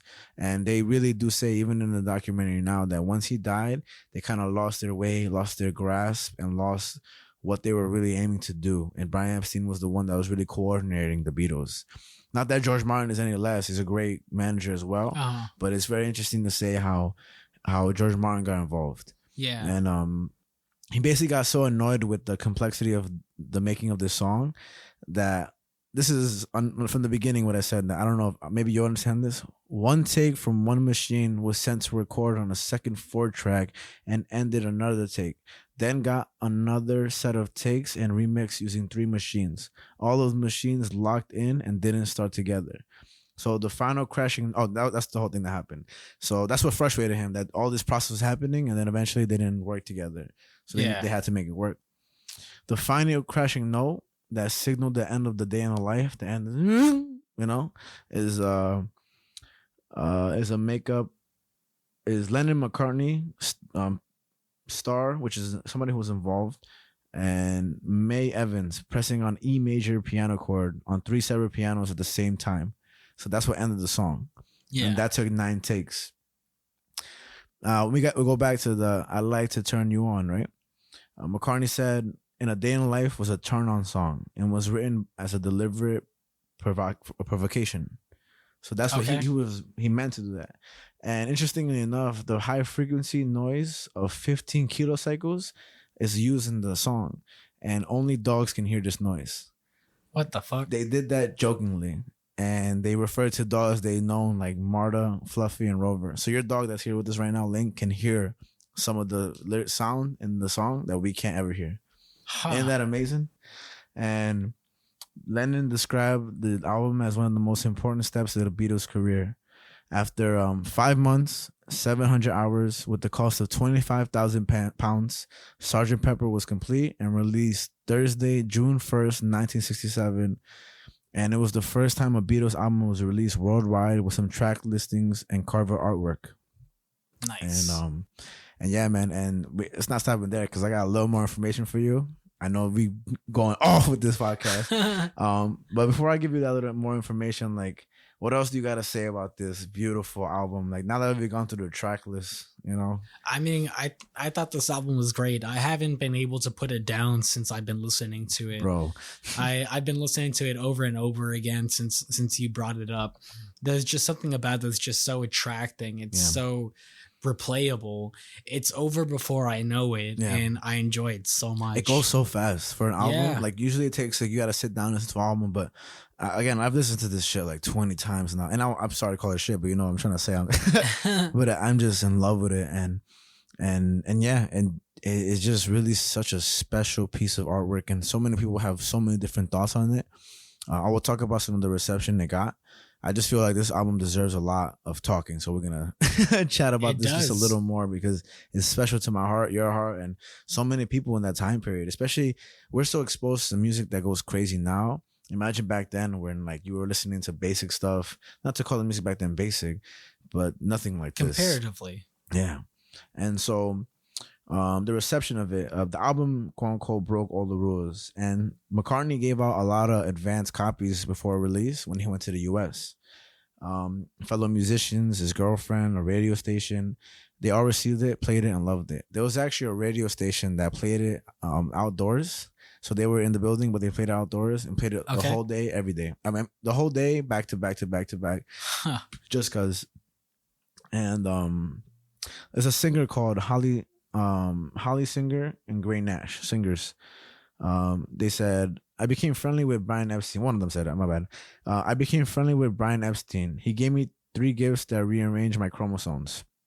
A 16 millimeter of the Beatles at Shea Stadium, which is when they performed.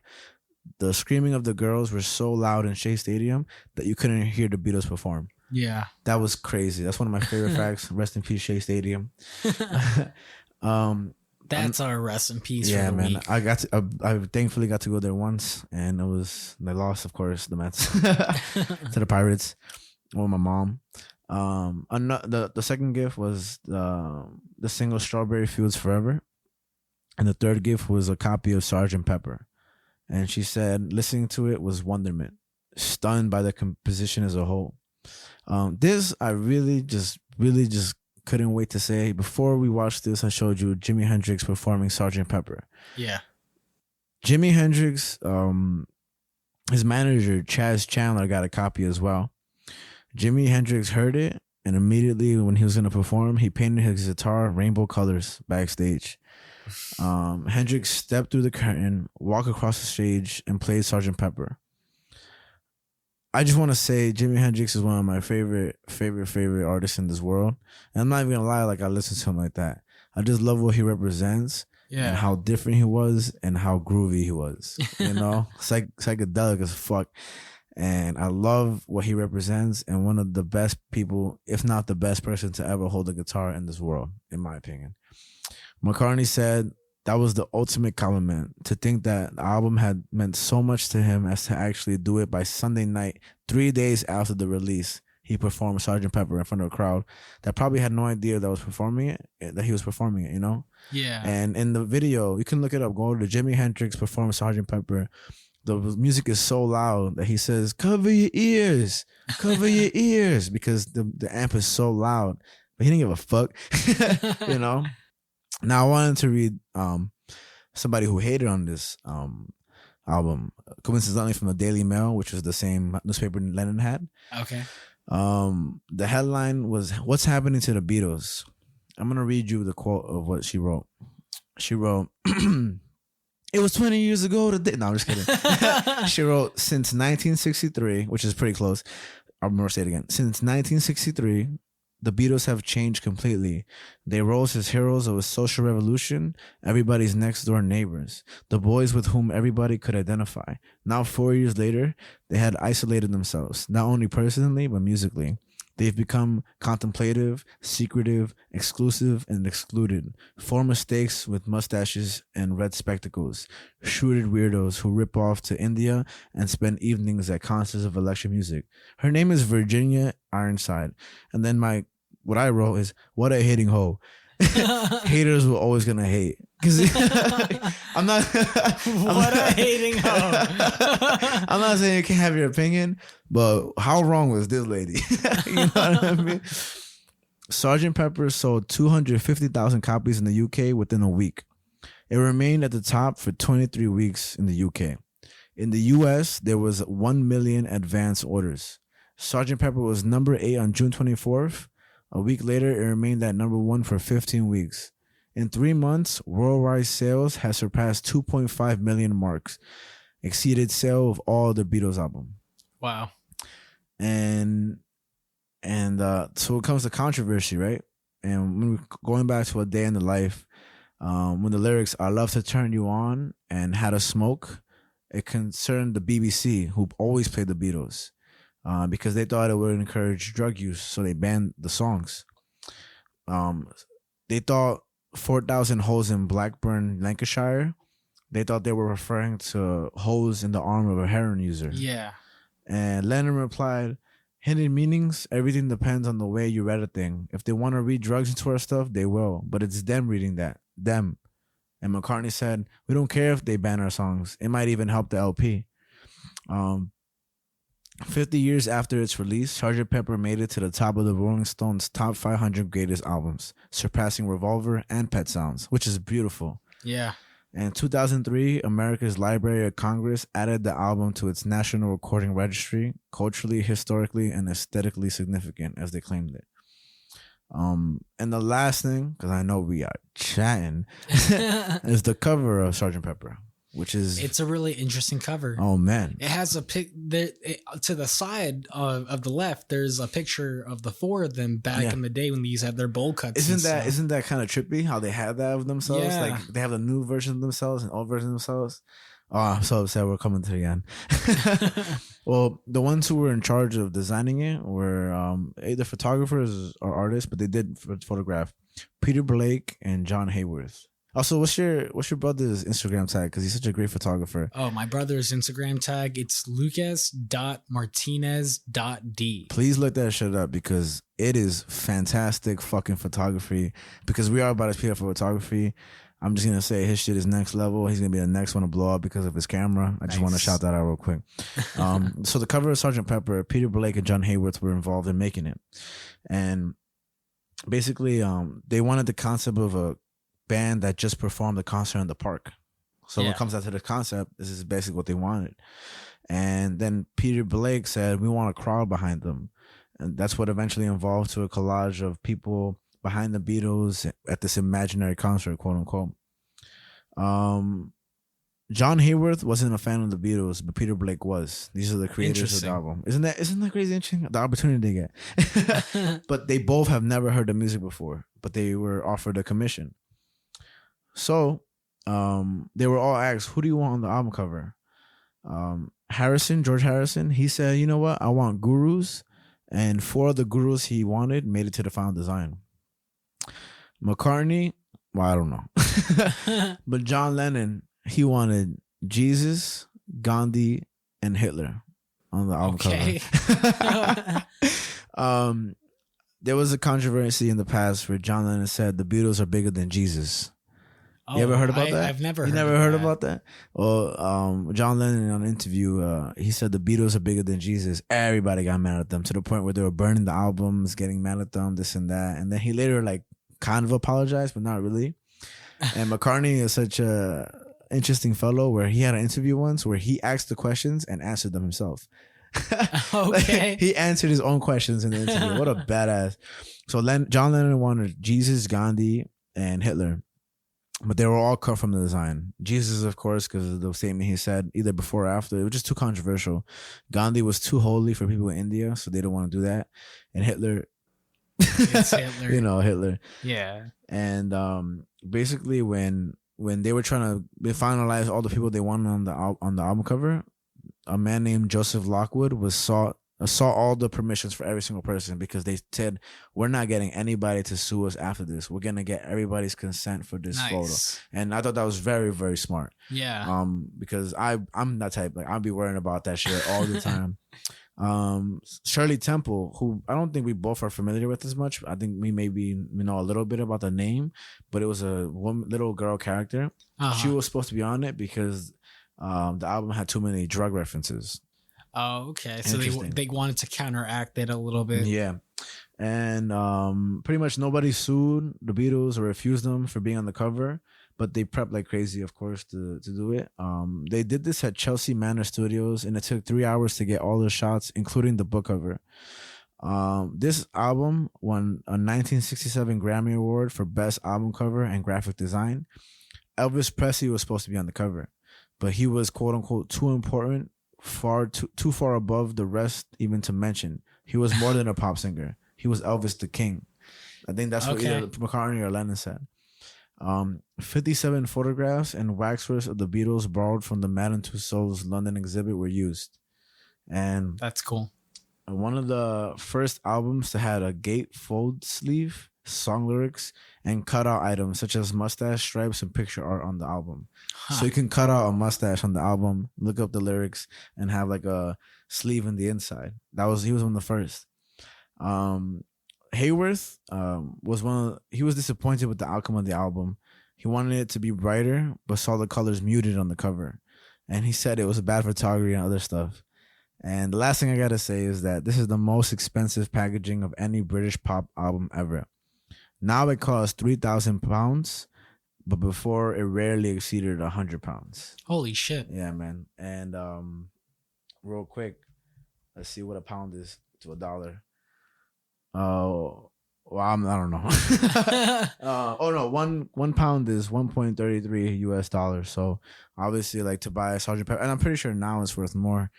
And yeah, man. I mean, I would talk for days, but that's pretty much what I got for this album. And no, I mean, this was a great album to listen to. I really enjoyed it from beginning to end, for sure. Hell yeah, man. And I strongly suggest, and if you're still listening, thank you, but I strongly suggest take your time to listen to Sgt. Pepper Lonely Hearts Club Band, because it's a spectacle. It is. I mean, I've had some people question me before of like, well, would the Beatles like still be popular today? And that's a really hard question to answer. For sure. I think it's an irrelevant question even. Yeah, because the whole point of the Beatles is that they revolutionized recording in the studio. Yeah. That's kind of their big thing. Yeah. They really changed how you record in the studio. Hell yeah. Half the music you listen to today is inspired by the Beatles one way or another. And I think that's what people don't grasp. I just think that like, oh, they just do this and they're trendy in that time, but you can't really ask what would they do today. It's like it's just not relevant. They created the pathway to now, and in my opinion, I don't think Sgt. Pepper is their best album. Revolver is really great too. Yeah, and you listen to the White Album, and they have a lot of. Abbey Road is still pretty great, but I mean it's their most significant album, and the significance is in all ways, such as the creation of the pathway, how they break all the rules, the time period of when this was all happening. That's an amazing thing, and it's really incredible. Man, bro, there's just so much to talk about this album where we can just go on forever. But I agree that if you're contemplating whether they be relevant now, I just think you need to take a second look and kind of free your mind. One of the quotes of what they reviewed this album was that I kind of left out, but they said this is to turn off your brain and just enjoy the experiences that follows after. It's a paraphrase. Yeah, but I think because this album is like how they put it is it's like a concert. Yeah, and so you're not gonna go to concert and grade a concert. Yeah, you're like, not gonna, what is this 10 years from now? Yeah, you're not gonna review a concert 10 years from now. You're just gonna live within it. Yeah, you're gonna enjoy it and you're gonna live in the moment. Hell yeah, bro. And that's what the Beatles do. They live in the moment. Yeah, and shout out to Paul McCartney, who's still alive, and either George Harrison or Ringo Starr. I gotta really make that up. let me give the right shout out. But not that they're gonna hear this or nothing. If they do, that'd be crazy. That was your best R2 impression. Yeah, George Harrison is definitely dead. It's he died of cancer then. And so it's Ringo Starr and George Harrison, or Ringo Starr and Paul McCartney. Yep, Ringo Starr. Yeah, he is still alive. So George Harrison died of cancer. John Lennon unfortunately got shot in the back by a piece of shit, just like Selena was by one of her fans. And Paul McCartney's alive, and thankfully he's still alive. I seen them perform Sgt. Pepper in I think the Grammys, and it was beautiful. They were way older, so obviously they don't have that sound anymore. But if you check out that documentary on Disney Plus, it's even their whistling is so beautiful. So I really recommend. I've only watched an hour worth, but just anybody that is captivated by this talk or Beatles or whatever, check out Disney Plus's album of the Beatles, because even you, Javi, that shit is crazy, bro. Yeah, I'm gonna check that shit out tonight. Do it, bro. Do it, because it's really. I'm trying to take a whole day to watch everything, because I my only thing, just like many people, I know this is a thing.